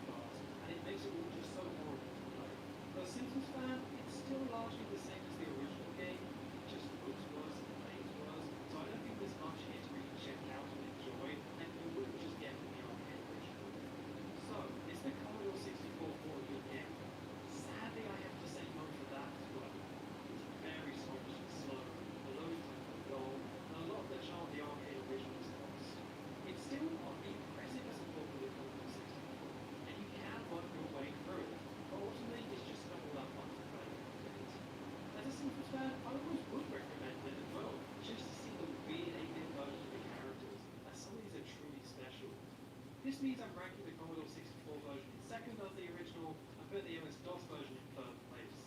There's simply more value to the Commodore 64 port compared to the MS-DOS one, and really, it's the one I would prefer to play, despite it on paper being technically much, much worse. So that's the first 3 games put on the list. Thank you very much for watching. If you disagree with any of this, please let me know in the comments, and join me next time where I'll be ranking bar versions of Space Mutants that came out on more platforms than I'm willing to list out here.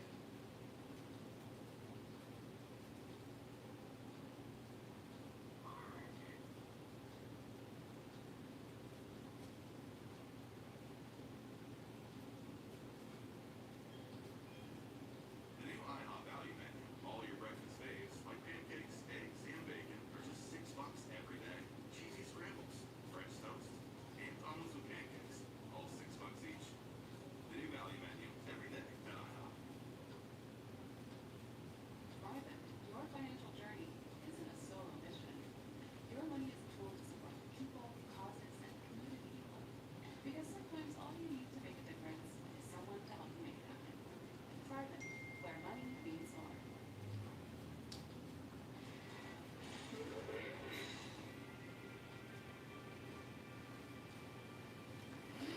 Hi, everybody. No, nothing. I'm only trying to feed my spirit here. You don't have to be rude. Anyway, The Simpsons. You're familiar with the show, I'm sure, because it's been running longer than any human being has been alive. The show made history as an adult-oriented weekly cartoon. Some people have found next to them success in the past. It opened doors for so many other truly great animated programs, and also for Family Guy. It also introduced the world to so many unforgettable characters, including Fort, Midge, Captain Wacky, and all the rest. The show's true secret to success, though, was its setting. Springfield was a living, breathing town full of some of comedy's greatest ever supporting characters, all of whom helped The Simpsons to stay interesting far longer than it otherwise would have done.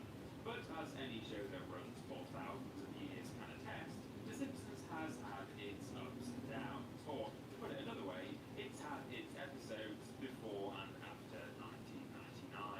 In a similar fashion, the video games based on the show range from perfectly cromulent to literally being featured on worst games ever. But before we get started, let's lay out some ground rules. Firstly, we won't be ranking any fan games, online flash games, LCD games, pinball machines, or anything along those lines, because we really wouldn't have much to say about them. If that bothers you, just pretend we rank them all at the very bottom, I guess. Also, we'll be excluding mobile games, because we always do that and nobody seems to mind. Let's rank them. I'm Ben from Triple Jump. You might remember me from such videos as each of Crash Bandicoot's hairs ranked from worst to best, and Rosebuss Saves Christmas. And I'm Peter from Triple Jump. You might remember me from such videos as 10 things you didn't know about Adam Pacienti's PIN number, and Spyro Hentai, Hot or Not. This is every Simpsons game ranked from worst to best. Number 24. The Simpsons Wrestling. PlayStation. Are we getting this one out of the way early so that we never have to think about it again? You decided to be. The answer is yes. The Simpsons Wrestling is the absolute worst kind of licensed game. Plays poorly, has very little content, and has nothing to do with the actual property it's based on. You pick a Simpsons character, you fumble with terrible controls to smack around another Simpsons character, and that's it. It's one of those games so carelessly designed that mashing buttons results in a win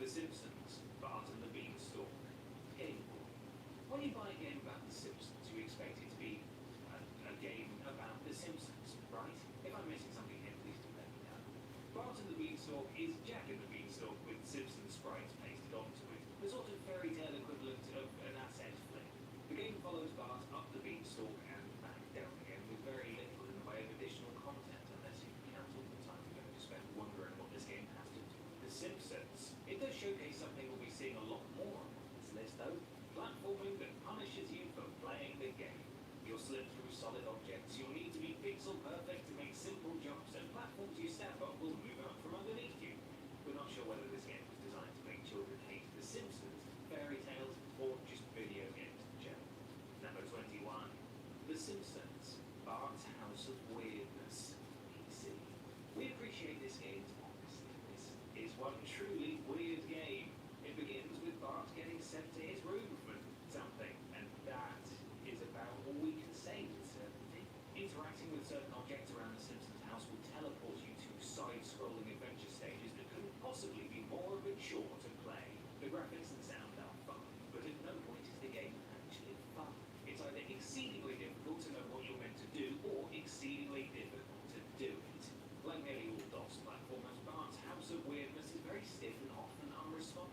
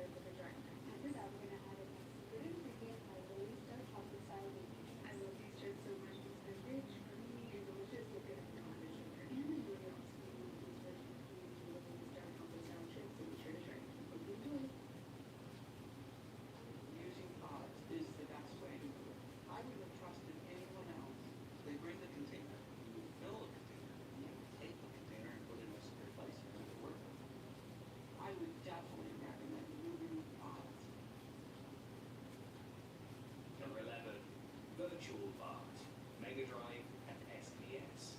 Bart Simpson stumbles across a virtual reality machine that allows him to live out his fantasies, and we learn along with him, I suppose, that he really wants to star in many more terrible platforms. Virtual Bart has a lot in common with Bart's Nightmare, both in terms of its visuals and the fact that it's broken up into a series of smaller games. Unlike Bart's Nightmare, though, it's irredeemable trash. The games are, at least, not mini-games, but we definitely wish they were, if only so they'd be over sooner. Bart swings from branches as a baby, runs around a factory as a pig, and exists as a dinosaur. Points for variety, at least.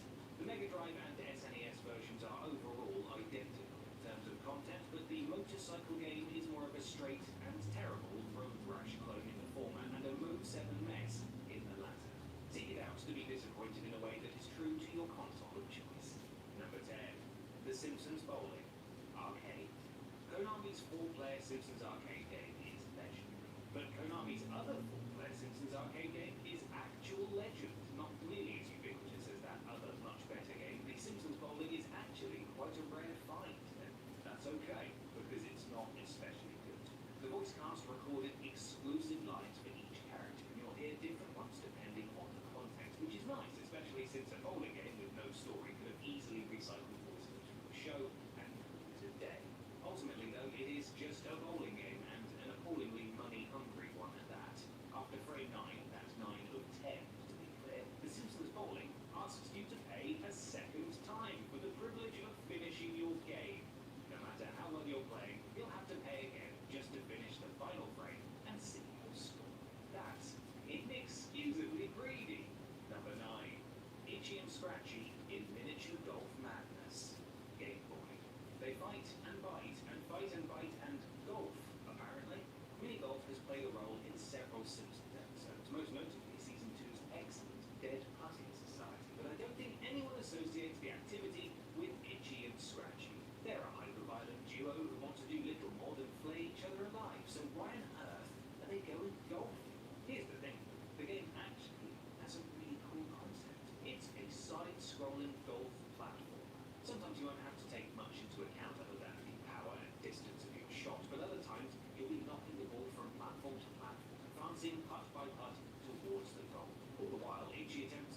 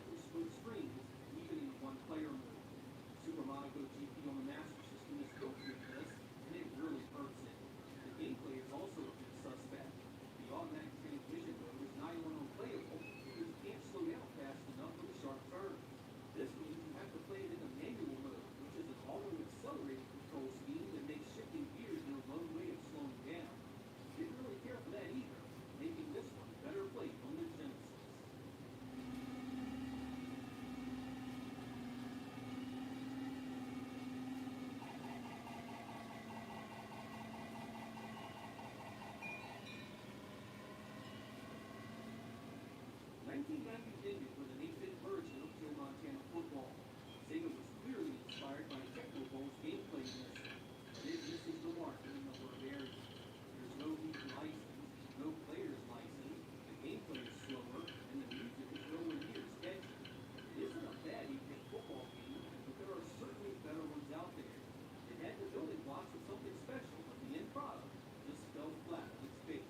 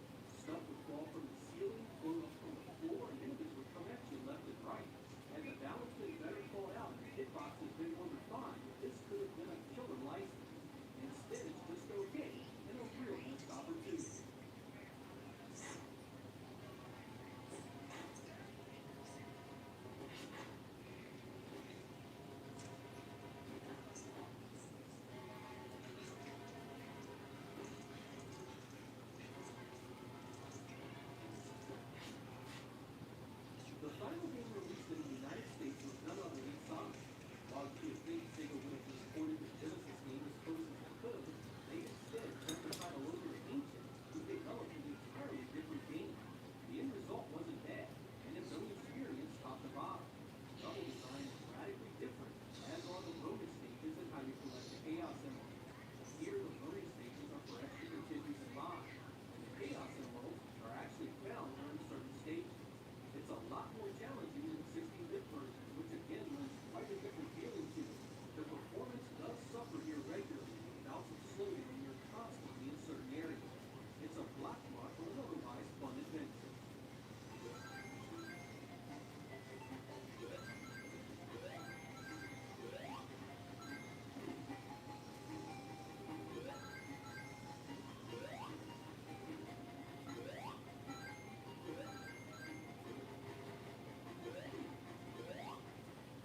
The close of the Master System in the United States in 1991 was, of course, not the end of that system's story. It went on for another 4 years in Europe and even longer in Brazil.